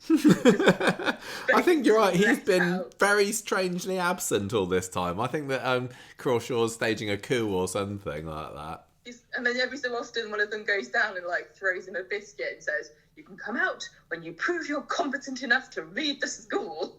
Right, so anyway, she's like, "We hear you, I've got a solution." Then it turns out, at the end of the episode, the solution is that girls have to wear shorts underneath their skirts, and that's how they're going to prevent upskirting. And obviously everybody is really cross about this, they can't believe it, and they're going to carry on fighting. Putting it on the victims to do something about it. Now, this sounded like the sort of nonsense that does get said to people who experience things like this. And I saw quite a lot of people saying, "Oh, that's ridiculous, the school would never say that." So I Googled it, and in fact, June last year, there were quite a few stories and a variety of different papers about schools telling students exactly this as their solution. So I imagine that Coronation Street was either inspired by this or double-checked. If you think it's ridiculous, yes, it is, but it also is the sort of thing that people tell women when they're experiencing issues like this. Well, yeah, I mean, I did think it was ridiculous until you told me that, because it seems like completely such a blind thing to do that you're not answering the issue. But yeah, so apparently it is done. But I think I was especially caught off guard because I very much believed I believed Crawshaw when she said, "Don't worry, I hear you." She seemed very like she actually meant it, didn't she? And then for her to fob them off at the end of the episode. Misdirection, because I think that Crawshaw would have known that this was not the solution the girls wanted, and they would have been mad about it. But the way she said it, I think she would have been more cagey, like, "Look, we'll sort this out," you know? Not like, "Don't worry, girl, I'm on your side and I'm going to sort this out." Like, with or without Mr Griffin's help, as though Mr Griffin it wasn't his idea, you know what I mean? I just think it's odd that I think at this point, if the actor who plays Mr Griffin, and they have had the same actor playing Mr Griffin for a good 15, 20 years now, sporadically, if they can't get him, recast him or say there's a new head teacher, because I'm not buying the fact that the deputy head seems to have complete control over all policies, suspensions, everything that's going on here. Mr Griffin's probably like, "Oh, it's girl stuff, go on. Well, it makes me wonder whether Mr Griffin is complicit in all of this. Like, is he a massive upskirter? Is he going to... He's probably started the Facebook group or whatever it was. Is it going to turn out that he is enabling this? Because apparently it's a massive problem that's been going on for ages at Weathy High that nobody's mentioned up until about 2 weeks ago. That every single boy who goes there, it seems, apart from Hardy, is sticking their phones up with girls' skirts every 5 minutes. And yeah, so maybe Mr Griffin is... knows about it. I don't think they will do that, but it's seeming very, very odd that this teacher, and you'd be forgiven if quite a few Coronation Street fans assumed that Crawshaw was the head at this point, wouldn't you? I don't know why they keep bringing up Mr Griffin. They've only mentioned in Well, now I can't even hear Mr Griffin without thinking of Peter Griffin or Family Guy, and that's another reason why I'm thinking him as being a massive perv. Yeah. Anyway, going to inconvenience an entire group of people for a very clumsy solution to this problem, my suggestion is not that the girls start wearing shorts, but they just take their phones off of the boys. I know. All phones are banned, boy or girl, so it can, you know, so it's equal. Also, like, if you have a picture on your phone of child pornography, which is basically what it is, you are suspended. I don't know whether that would work, because as we saw with Max the other day, these pictures are just seem to be endemic in the school, and everyone's being too many people are doing it, so we can't punish anyone. No. I'm saying if you're in a group and you have these pictures sent to your WhatsApp, and then they just automatically. That's the point, isn't it? What? That's the point. Why are you in a group with people that are sending you pictures of other people's knickers? No, I'm just saying if I'm in the Year 9 Facebook group or not a WhatsApp group or whatever, and these knickers of shots are being sent, then they're automatically going to be downloaded to my phone, whether I want them or not. So I don't think they could say if it's on your phone, then let us. It's not fair. Oh, the poor boys. It's just down to the people who are doing it, and I think absolutely, if we find out who's doing the sending, not suspended, but they all get punished. And don't tell me that that's not a tactic that teachers use. We've all been kept in school over break because other kids wouldn't shut up talking. This is far more serious than that. And if you want people to stop doing stuff like this, you need to stop making it easy and to turn a blind eye. Because if there were like 3 boys doing it and all the other boys socially pressured them to stop doing it, it would stop happening. Yeah, I don't buy Max's excuse that he's such an innocent bystander. Oh, sorry, I'll delete it. Well, what about the other upscale pictures that you had, Max? You're only going to delete that one of Summer because you know it's her.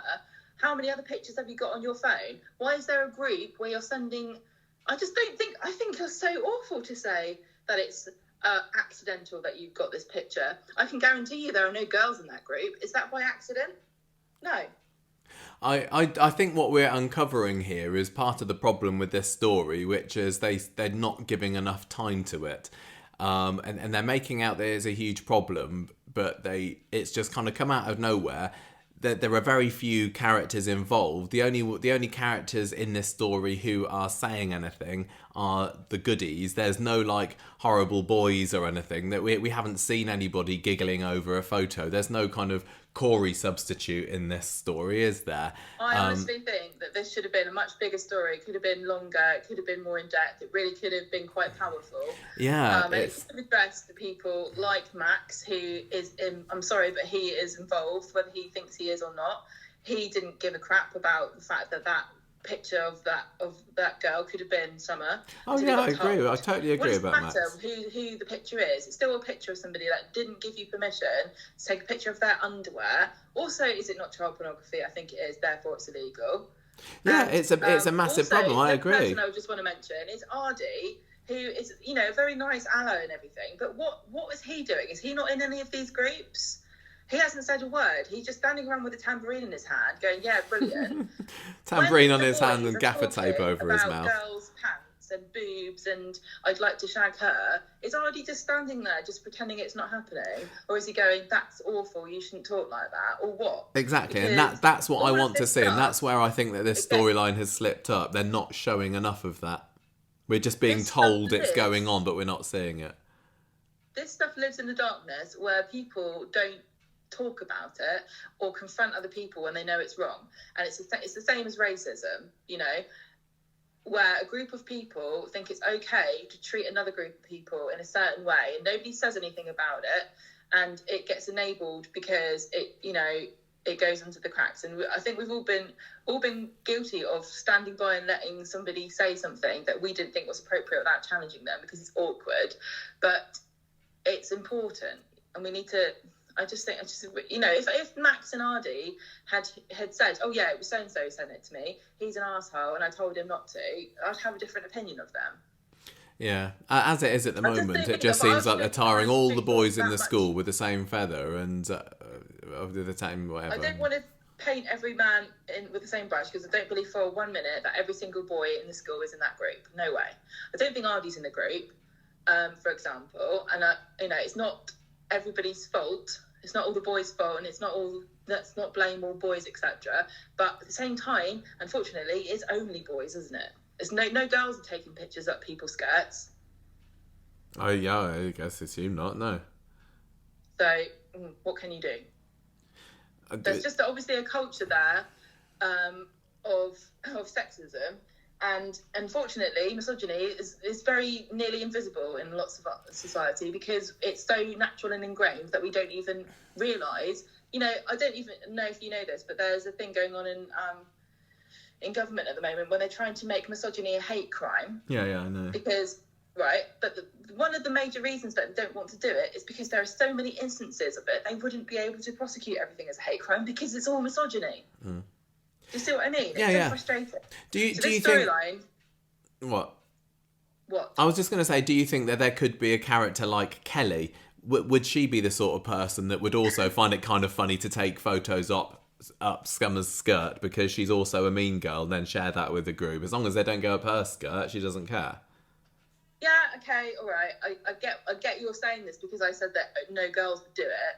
And, you know, perhaps that's not true, but I think you get what I was getting at. Oh, yeah, definitely. And I don't buy all this nonsense that people start spouting. If you say anything like that, they start saying, oh, what about lesbians? Blah, blah, blah. Lesbians don't act towards other women the same way that men act towards women. Lots of men just really hate women, and it's so obvious by the way they act. Nobody who has any respect for women would take a picture of somebody's skirt or send it or get it on their phone and only think to delete it when somebody pointed out that that's horrible and disgusting and also your friend's pants. Shall we... Just really annoys me. Anyway, Friday? So, what? No, I was just saying we didn't finish what was going on Friday, did we? Well, let me do it then. Go on then. On Friday, Crawshaw comes in to see Daniel and they talk about the abskirting problem, and he's like, I don't think we really handled it very well. And she says, look, we had to do something immediately before we implemented further solutions. Further actions, yeah. And look, me and Mr. Griffin stood by you over the summer stuff at Christmas, so why don't you support us now, please? Thank you very much. Then she goes outside and she finds the girls, and I think Ardy's there. I can't remember. Ardy was there, and there were some other boys as well. It wasn't just the girls and Ardy. There was a mix. More female heavy, yes. But it's very easy to join in a protest and put a sticker on your mouth and get attention and have fun. It's much more difficult to stand up to your friends and tell them that it's not okay to do that or speak that way about people. Anyway, they've got gaffer tape over their mouths and placards and stuff, and Amy does a mini Love Actually. Yeah, she's doing a Curtis, isn't she? Yeah, so you know, they're saying we're protesting, pants aren't the solution, etc., or shorts or whatever. And Crawshaw's like, we're trying everything we can. Just stop being so irritating. And I kind of sympathise with her a little bit here because it's like, oh God, children, oh, will you stop molesting each other? I'm making it my problem. So Daniel goes off to phone the Gazette because he's a sneak, and the Gazette lady turns up. She's like, oh, what a lovely protest. I can take some pictures. And Crawshaw thinks on her feet. I think does she have a conversation with Daniel about this before he kind of gives her the idea? But she basically says, I'll publicly pledge that all students have to take part in a compulsory consent workshop, and everyone you have to hold me to account to make sure this gets implemented. Amy's suspension is revoked, and no more sexism or sexual harassment in school. And everyone goes, yay, it's been solved. And that's it. And then Daniel comes in and they're having a post-protest meet-up, like celebration. In speed dial. Daniel comes in and he's like, what's up, dudes, or something. What's up, fellow young people? I'm a cool teacher. I come to speed dial after school as well, you know. I'm on your side. Yeah. That was the funny scene that for some reason Summer wasn't in, and they had some excuse, didn't they? But I think just Harriet Bibby couldn't make it for that scene or something. But yeah, it does just feel like, oh, is that it then, doesn't it? Have you solved this now? I have to say, as brief as this story was, and that's not a pun on pants and shorts, I'd actually think, as far as one sentence solutions to problems go. This wasn't that bad. It wasn't that bad, because having these workshops and stuff, I don't know what the success rate is or who's going to be running it, etc., etc. But it actually is a sensible suggestion, and it might actually help some people. Oh, I think so. But I think if you think that that's going to stop it happening completely, you'd be very naive. But obviously, Crawshaw only said it so that she didn't look bad in front of her or on the front page of the Gazette. Is to create a culture in which it's so frowned upon and taboo that the boys aren't going to be sort of swapping them like blooming Pokemon cards and sending them to each other. You want them to understand what it is that they're doing. Yeah. And I would hope also that they're going to be split into the sexed groups to have different lessons depending on whether they're boys or girls, because the girls are going to need to be told, you need to respect yourself and demand this from the boys. And the boys need to be told, stop being scumbags. And if you get sent one, report it. And don't send them, and don't keep them on your phone. You know what I mean? Like, there needs to be a different kind of conversation going on with these two different groups. Yeah. Well, I think. But apparently, that kind of thinking's old-fashioned now. So well, I think should have happened at the end of that protest, after they all kind of took off their black tape and everything and threw their placards in the air. They should have had a little side scene with Crawshaw going over to the reporter and saying, "So, how much do I get paid for this?" And she's like, "No, this is news. It's not a feature. Why don't you people understand this?" Oh, come on, school funds. And then she walks home, but she slips Daniel 10 quid. Yeah. Oh, yeah. I really hope that this isn't the end to this story, because the teens are great in Coronation Street. I think this has been another really, really strong week for Amy. I absolutely love her. I loved last week when was it this? Yeah, it was this week that she was suspended, wasn't she? And she was just, the look on her face is like, I don't care. So what? I'm standing up for what I believe in. I liked how Tracy was on her side. I mean, Ardy is pretty good anyway. Summer is a bit of a useless in this story, to be honest, and it's centred around her, but I just feel like there's so much more that they could do here, but I don't know whether they're just constrained by the fact that this is a school that has a deputy, one teacher, about 15 children and one classroom, and they literally can't do anything more because that's all they've got to work with. I don't know. Yeah, I really like this. I thought it was good. It was an interesting topic. They haven't covered this before, as far as I know. No.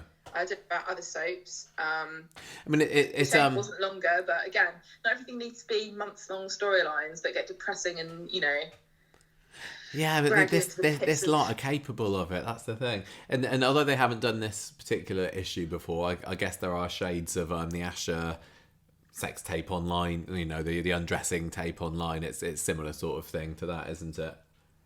But it still feels fresh, and that's what's important. Absolute hats off to Ian McLeod and the team at Corrie for taking this group of people and turning them into one of the show's biggest assets. Because the other really brilliant thing about this, that only Coronation Street can actually do, is and soaps, is that these children, we've watched them grow up. We saw them get born. And they're all in a group together, and their interactions with each other and their parents as well. There's so much potential here, and they're all really fantastic actors, and they can all take on whatever that was thrown at them. I just think what a gift that they were given at Coronation Street to have this like cohort of children growing up together on the street, but also they've capitalised on it so well and turned it into such a brilliant asset. I really think that all credit to them and everybody involved in that to have used this in such a brilliant way. And that's just why I think it was also a little bit of a shame this week whenever it was here's another scene in the Tim story where they're saying the same thing as they've said before. Here's another scene in the Gemma and Chesney story of Chesney being a sourpuss about things, and yet in that same episode you get 2 or 3 scenes maybe of the Amy story. It just didn't feel like they got quite the right proportion of the episodes this week for me. Anything else? Do the next story? Yes, we'll move on then to the Starsky and Crutch story. I also, on the Digital Spy forum last night, they called it Crutch Ado About Nothing, which I thought was quite good as well. What was going on with this story this week? Honestly, Craig is just been made to look more and more ridiculous as the year goes on, isn't it? I feel so bad for Coulson that he's been given this material. I would give them credit for this if I thought this was a nod to the OCD storyline.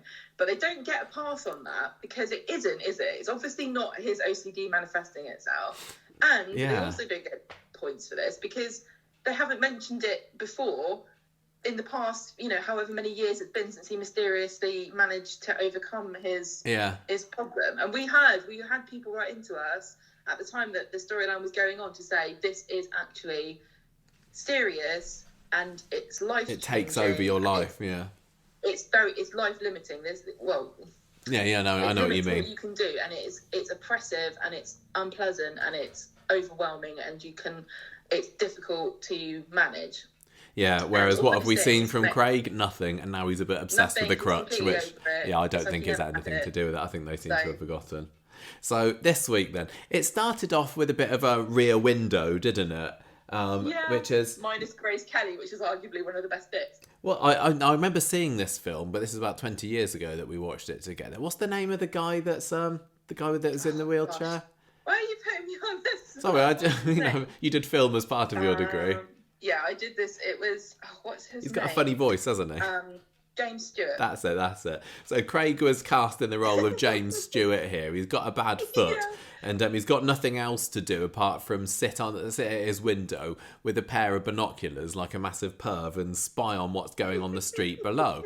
Now, Rear Window is a much parodied film. I mean, there was a great episode of The Simpsons where Bart's spying out of the window once and he sees Flanders seemingly burying his wife out in the back garden, and but they didn't manage to make it quite so dramatic here. It was Craig sees somebody attacking Mary with a sword in the street. Oh, that was silly, wasn't it? It was so silly. He's like, quick, call the police. There's somebody threatening Mary with a sword. And I think that might have even been the break cliffhanger. And I was just like face palming throughout this. I'm not worried about Mary. No. She'll be fine. It turns out that it's just a prop sword. And they're rehearsing Pirates of Penzance out on the cobbles. Of course they are. For heaven's sake. I didn't get that. This felt to me like it was demonstrating that Craig has an itch to solve a mystery or to be involved somehow in being helpful and useful, but it's being misdirected to things. But they really didn't need it. Very kind of you to say that. About the bloody crutch, and they already had him baking bread. It just felt like an extra. Yeah.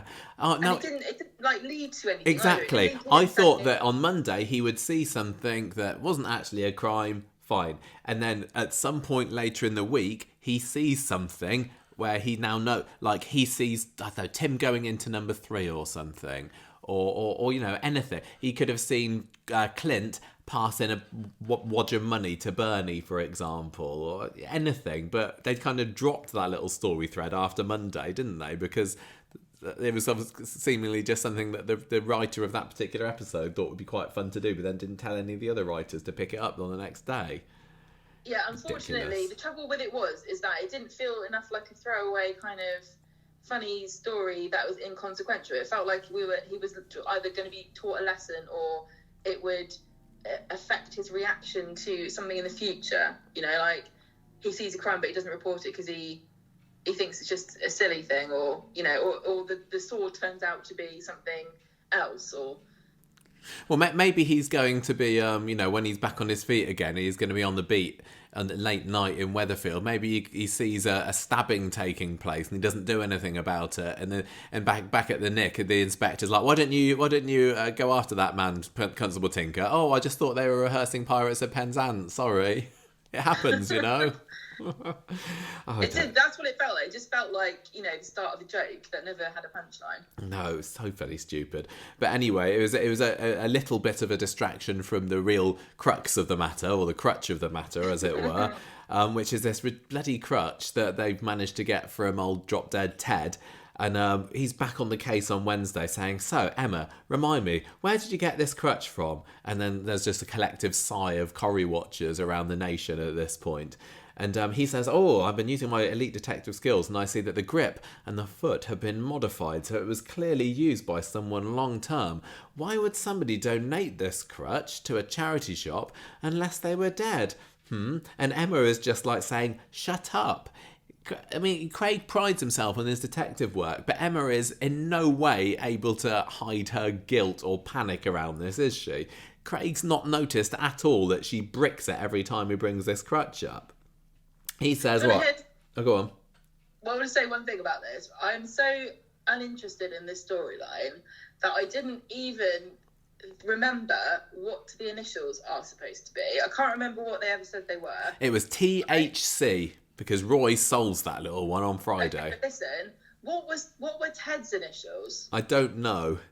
Because I never really bothered to think to myself, does that even match Ted's name? And neither did Emma or Faye. Faye think about, does that even, like, if it didn't match, they surely would have had a conversation with each other going, don't worry about it, it's not even the same initials. And if it did match, what a weird coincidence that his initials are the same as a hospital. I know. Emma should have said, hang on a minute, I signed a parcel for him and it said his name was Ted Smith, so I think we're in the clear. No, but if his middle name was Horace, it would have been Ted Horace Smith, like Trafford Health Service. No, but sorry. I was it THS or TH? I think it was THC. Trafford Health Centre. Trafford Health Service. Oh, okay, fine. All right, I thought it was centre. Right, so what I should have said then is, Emma says, I signed a package for him and it says his name was Ted Jones. We're in the clear. There you go. That's how it would have worked. It just goes to show you, like, how little anyone's paying attention, even the writers, to what the storyline is, because Craig's the only one following this thread. Yeah. I never even stopped to think about the bloody initials and what they were and whether it fit with him. I don't know. I mean, because I don't care. Maybe they have said what his initials are in the past. I don't know. Maybe it is Ted Horace Codger or something. I don't know. If it is C, I don't know what the S would stand for. Anyway, so Craig decides, he resolves to go to the precinct later to find out who donated it. So he was going to go around the charity shops because Emma can't remember, so he says which one it was. So he's going to go around on his beat around the charity shops, find out just for funsies because he really wants to know whose crutch this is because he's obsessed with it now. Comes back later, no success. Tyrone's there at this point, who is, like Daniel, very much down with the kids, hanging around with people half his age, and he thinks that Craig is nuts for getting so obsessed with this, and Craig's like, oh yeah, well, I bet you £20 I can find the owner of this crutch, and Emma's and Faye's hearts just sink at this point. Then we get Imran involved for a piece of Craig's, a loaf of his deliciously freshly baked bread, and says, Craig, you know what, you're a policeman, aren't you? Don't you kind of have friends that solve crimes for a day job? And Craig's like, you're a genius. Are you a detective as well, Imran? God, you're wasted as a lawyer. You should be the one solving the crimes, not sending people down. Imran goes off to whatever he's up to at the moment. And Craig, we find out at the end of the episode that the Weatherfield police station forensics department have got nothing else to do at the moment because, as we know, no crimes ever get committed in Weatherfield. So they're very happy to take it in, dust it for fingerprints, and try and get some DNA evidence to find out who last handled this crutch, which, let's not forget, its owner died, 3 weeks ago now? But apparently there may well be some fingerprints still left over there from him. Can I just say, I said we had a conversation with this, you and me, didn't we? And I said, I don't think there's going to be fingerprints on it. No. Because, you know, there's been a length of time between him touching it and everyone else. It's also had, 3 people touching it since then. And Craig's not been able to let it go. He goes to sleep with this crutch. This is exactly what I'm saying. The way that Craig has been lovingly caressing it and rubbing his hands up and down it to measure it and to sort of trace the initials carved into the wood, I don't think there's a square inch of that not covered in his bodily fluids. I know, totally. Yeah, he just caresses it and say, "Tell me your secrets, crutch. You're so mysterious and blank. Yeah. I wish I knew where you'd been before me." This is why Craig needs to only be going out with very young women who haven't had a boyfriend before him. Yeah, totally. Tell me who you've been out with before me, you mysterious creature. I think they need to have a scene where late at night, Faye and or Emma kind of tiptoe into Craig's bedroom, and he's there holding this crutch up close to him, and they have to kind of gently tease it out from between his clammy grip. And then the next day, he's like, have you seen the crutch? And they're like, what crutch? You seen any crutch, Faye? No, I don't know what you're talking about. There's not any crutch here, is there, Emma? You're going nuts, Craig. Oh, no, it must be a symptom of that running accident that you had. Oh, all right then. Anyway, back to work. So anyway, Friday, still no fingerprint results yet, Craig tells the girls, and blah, blah, blah, nothing really happens in that scene. Now Craig gets Roy involved. He's getting all the good characters into his rubbish storyline. First Imran, now Roy. And Roy, he says, you're good at deciphering initials, aren't you? Remember that ring a couple of years ago, and you had that storyline with your mum's ring, and you found out who that belonged to? You're an expert. Why didn't I think to come to you sooner? And Roy says, oh yeah, it's probably Trafford Health Surfers, isn't it? Or Trafford Health Centre. Craig's like, genius, Roy. He's such a lump, isn't he? He's like, oh, what? I'm surprised it didn't just say NHS on it, and he's like going, oh, who could this stand for? Nigel Havers something. It's Lewis Archer, he's back. Anyway, Craig's done his little bit of investigating later, and it is a Trafford Health Service brand crutch from 50 years ago, which is why it's a wooden one rather than a metal one that everybody seems to use these days. And anyway, now he's going to talk to the crutch lady and find out who had one of these crutches recently, and of course there's no such thing as patient confidentiality in the crutch wing of the hospital, so she's going to tell him, oh yeah, it's that Ted bloke, he was a lovely chap, he loved a ginger nut. Well, he's going to go in and like maybe pull rank and say I'm a police officer, and yeah, maybe this might lead to him getting in trouble. Because somehow Craig is able to avoid getting in any kind of trouble despite flagrantly breaking all police laws at every opportunity. Maybe it's about he's Teflon Craig. Maybe it is. Emma tells him to get a life, and I think across the nation we're all saying, yes, Craig, please do. Yes. You were saying, Roy and Imran have been sucked into this vortex of stupidity. Yeah. The reason they didn't have Toya? Why? Because she would have been like, Craig, you need counselling. Yeah. I'll give free taster session, trial period. Just ridiculous, honestly. It started off as a bit of New Year fun, and this just turned into, I can't believe 3 weeks later this is still going, and it feels like there's no end in sight, doesn't it? The balance of this story is, sometimes we like criticise them because they didn't convince us of something, or something got solved too easily. And somebody's worked something out before they should have done, or this felt like the complete opposite of Coronation Street, like listening to that feedback and going, all right, then fine, how do you like this? How about protracted 3-week storyline about Craig painfully, slowly trying to decipher the secret of the crutch that genuinely nobody would care about, and also, yeah, who cares? It's also just a ridiculous coincidence, isn't it? I mean, fair play that you maybe, if you're locked up and ill with your feet up or something, maybe something will occupy your mind. You will get obsessed with something, but it's just so contrived that it's his flatmate's person that they still dropped dead and didn't report to the police officers. It's stupid story. I just think petition to buy Craig a PlayStation 5. He needs something, doesn't he? He needs a gaming, or give him some DVDs, get him a Disney Plus subscription or something, Gotta be something. Yes, get him into Marvel. Yeah, he gets something, Craig. Come on, it's not normal. He's sitting there with like a spreadsheet with all.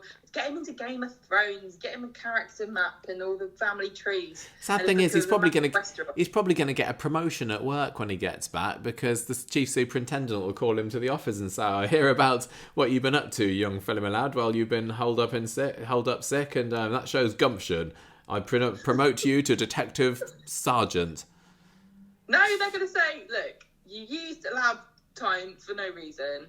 You pretended that you needed this information from the health service, and you said it was for a police matter. But you just wanted 20 quid off Tyrone. What? And you just wanted 20 quid off Tyrone. Yeah. And also, you were talking to your girlfriend when she was in prison, which you're not allowed to do, and you're a general numpty, so you're fired. Yeah.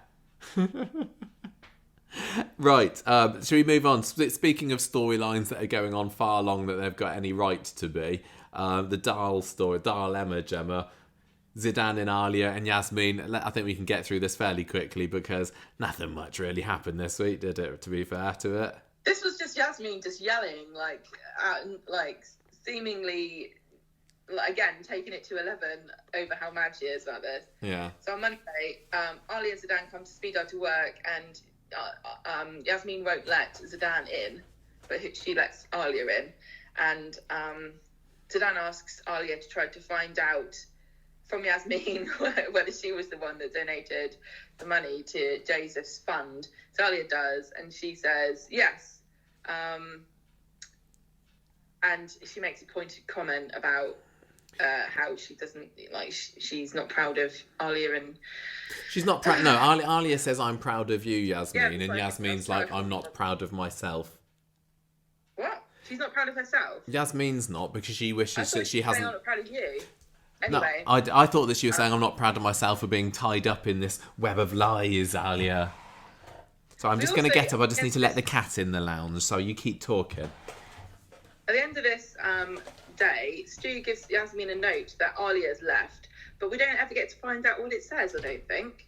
No, do we? No, we don't. Sorry, can you still hear me all right? Yeah, Michael, let me do it. On back. Wednesday. Yeah, Yasmeen bursts into tears at the end of Monday's episode, and I said on the Facebook group, it was a note saying, "Dear Gran, I'm sorry to have to break this to you, but the story's going on for another 3 months." And Yasmeen's like, no.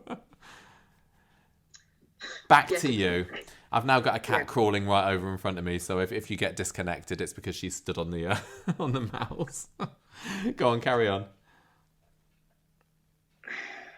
Wednesday. On Wednesday, Zeedan is struggling to find work, and Alia's being given not very much to do by Yasmeen, and she's employing agency staff to do most of it.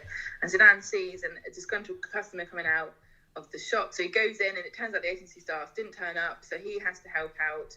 Stu's like, "Oh, I don't know whether I should really let you," but Zeedan convinces him.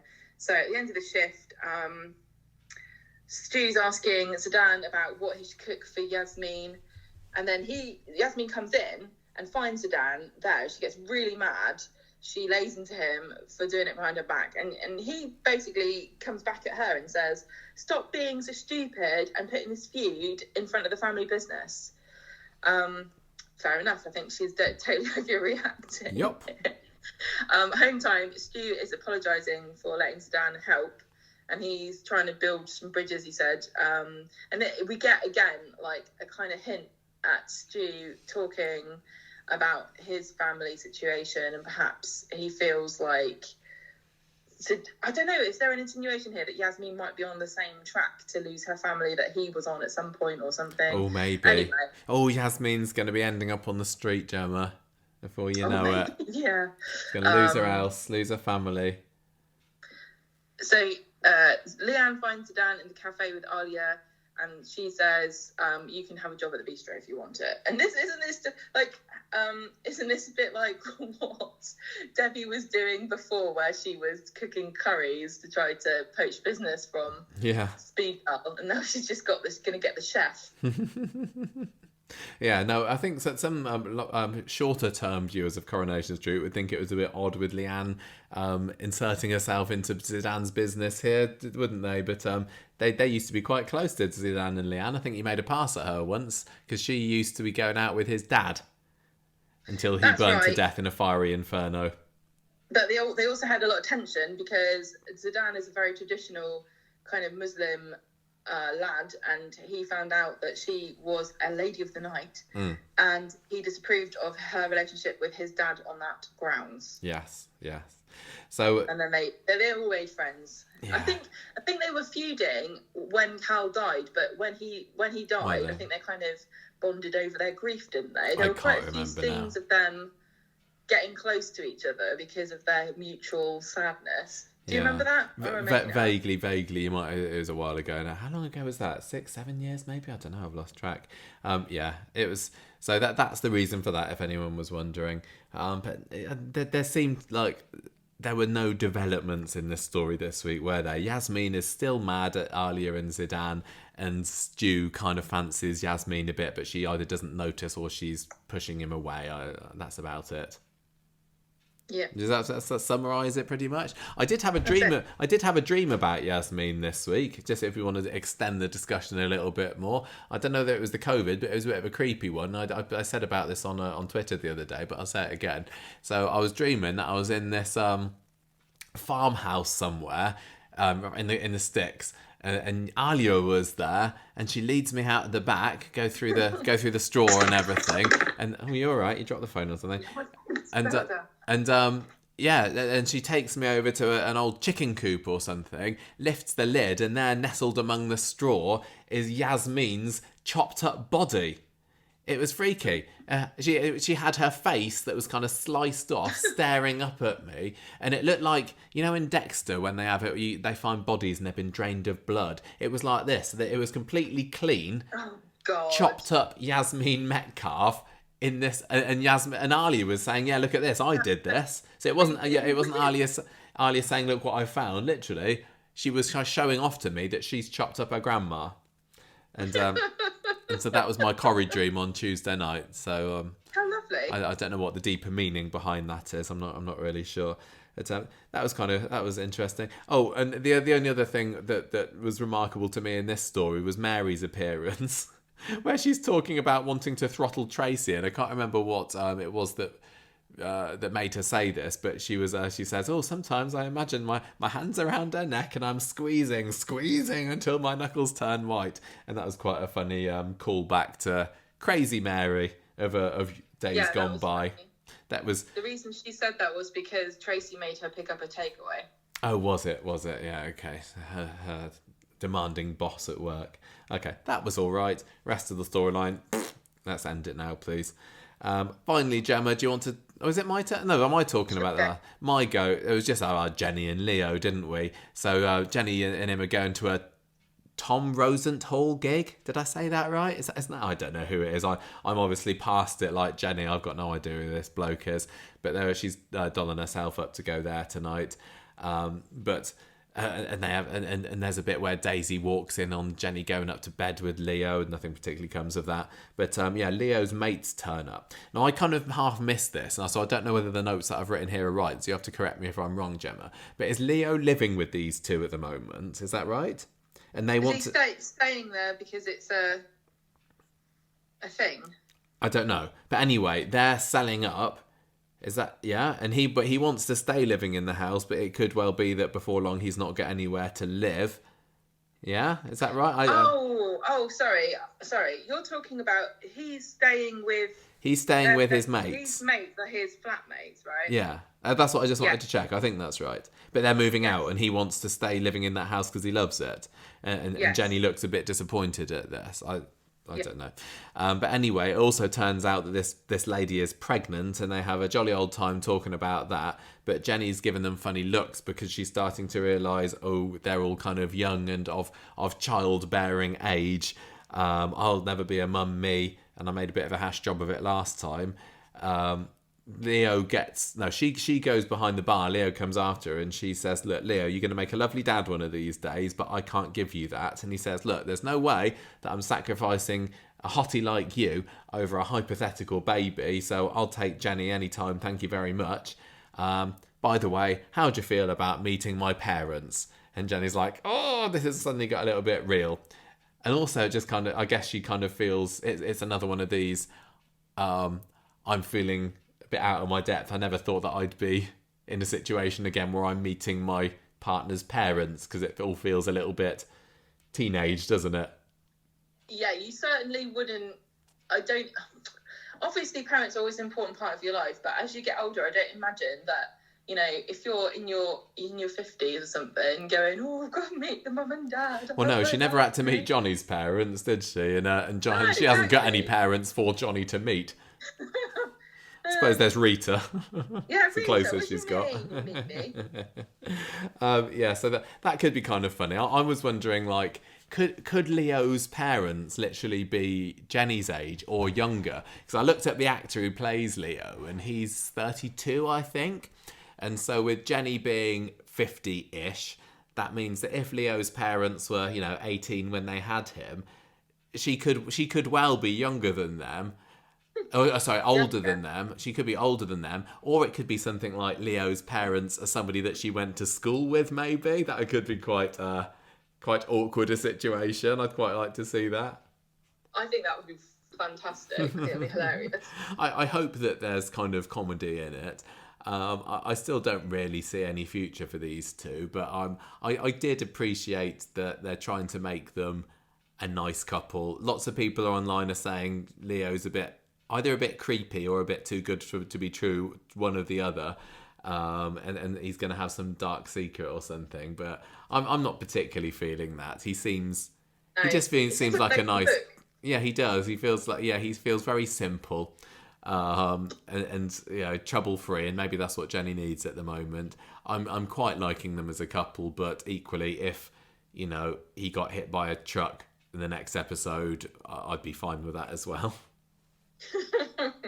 Still possibly thinking that she could be pregnant, especially as the issue was brought up, because that was one of the predictions that we talked about last week, wasn't it? Is Jenny gonna have a what's the phrase when you're past 30 and you have a baby? Are you an elderly mother, or I can't remember what the phrase is. Well, mature if it's mother. Your first child, you're an elderly prima grave or something. Is that right? Yeah. So are we going to have that story? And the fact that babies have been brought up just make me think, oh yeah, maybe they are testing the waters here and putting the idea in our head. So Jenny will find out that she maybe is pregnant, and does she want to keep it or not? So I say watch this space here. Elderly prima gravidia. Oh, there you go. Anyway, I knew it was I something found out like who that. Tom Rosenthal is. Oh, who is he? He's the guy who was in Friday Night Dinner, who wasn't the one with glasses, the son. Oh, really? Yes, he's a comedian, and he's got a show called Manhood, which was at the Edinburgh Festival Fringe. So he's doing stand-up and stuff. I'd go to that. I'd go and see him if I know him. Oh, suddenly I feel cool and with it again, because I know who he is. I just didn't know his name. I'll just point out to you, Leo is not exactly a spring chicken. Would you say he's 32? 32, yeah. He's only 6-7 years older, younger than us, isn't he? Exactly. Anyway, this was all right. I guess that next week that story's going to get a bit more screen doesn't time. really need to be said, but Jenny's not that old either. She is not. She's not. Do you know the definition now these days of when you reach middle age is 45? Is that right, is it? Oh, thank goodness for that then. Well, I like to think so. I can't remember whether Jenny's had her 50th birthday yet. Obviously, Sal has because of her 55Ks thing. But I lose... Jenny's birthday is March, maybe? March, April kind of time. But I don't know whether she's reached that particular milestone yet. But maybe that'll tie into it this year. I don't know. Anyway... Any thoughts or opinions on that one from you? No? Okay. So, what are we going to rate this week's Coronation Street then, Gemma? I think this was another one where I enjoyed talking about it an awful lot more than I enjoyed watching it. It wasn't terrible this week, and by far, what I enjoyed seeing the most of was the upskirting story, but there wasn't enough of it. The Craig thing, well, that was just utterly ridiculous. The Tim thing, I'm kind of invested in, but they could have literally halved the number of scenes and had exactly the same story beats going on in there. And the Gemma Chesney thing was all right, but still nothing to get my pulse really racing. Like, somebody had told me that I was just about to have a triple heart bypass, Yeah, I know what you mean. Unfortunately, there were too many scenes where it felt like deja vu. Yeah. you could have just copied and pasted the script for the Tim and Sally story for basically the whole week. Yeah, and I don't think anything really that happened in the speed dial story felt new or interesting or exciting. I think I'm just gonna go down the middle again this week. I think I might give it 3 emergency tambourines out of 5 for me. It was fine. It was very funny and sweet when he was trying to bring out the tambourine. I am sorry if I've besmirched his character by suggesting that he is complicit, but as much as I love him, I will not give him a pass if he knew about this before the girls did and didn't say anything.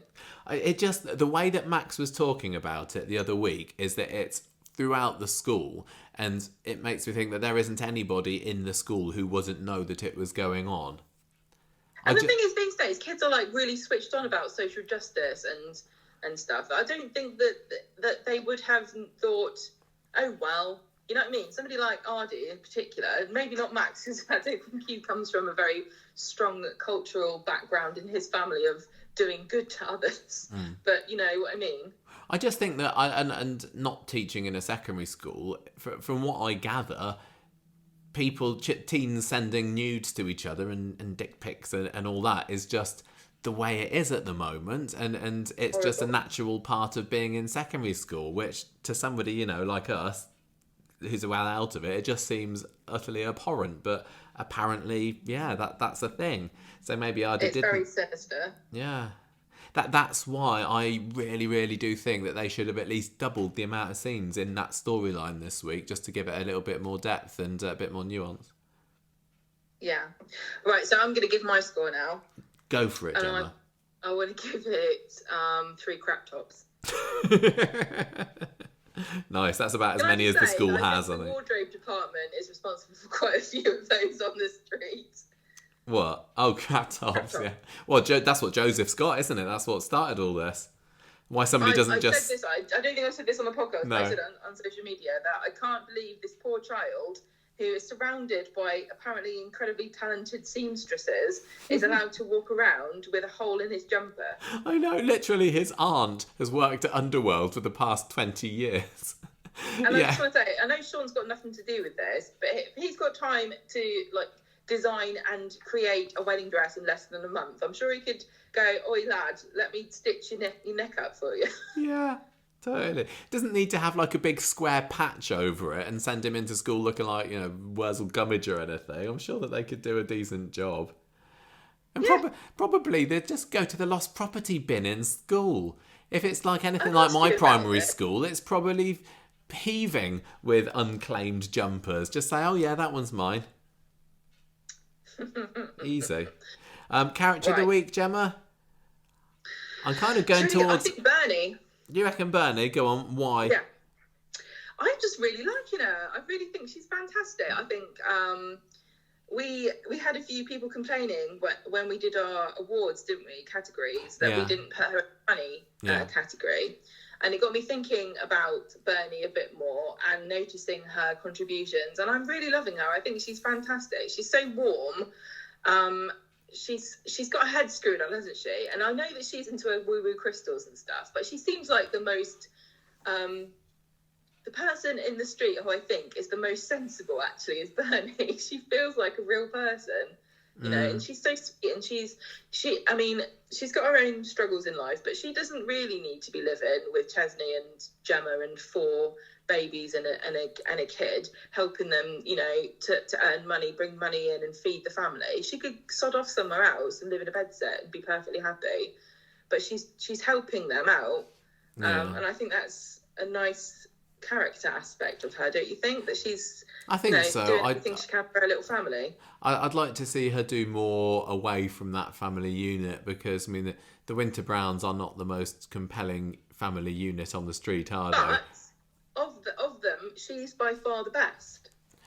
I think I like Gemma more, and I know that that's not the thing to say, but I'm definitely getting back some of my love for Gemma that I used to have. And Chesney being a miserable asshole, is making me feel sorry for Gemma, and I'm getting sympathy for her over the poverty and everything, and she is not vile and gross out and dumb as much as she used to be, which I'm very happy with. I hated hating Gemma, and she's my favourite in the family at the moment. So who's your character of the week? My character of the week. I still don't love Bernie as much as everybody else seems to. I think she's fine. I think Jane Hazelgrove is a great actress. But there's something about her, maybe it is her crystal woo-woo stuff, as you put it, that puts me off for a little bit. I just think she's got a twinkle in her eye all the time, and I really like that. She always looks like she's finding the funny side of stuff, which is difficult when you've got so much stress going on.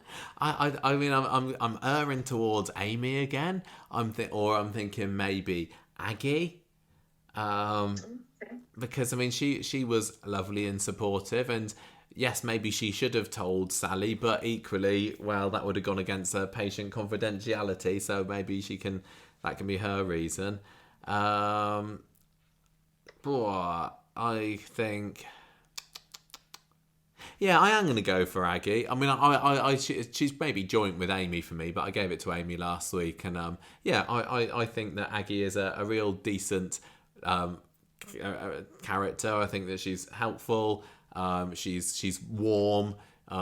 She's quite strong, and like I said, potential to be a decent, sensible Corrie matriarch were they to give her the right story at some point. So there we go. Aggie and Bernie, 2 Corrie mums winning our character of the weeks this week. Yeah, girl power. Indeed. Right, let's finish with Street Talk for now.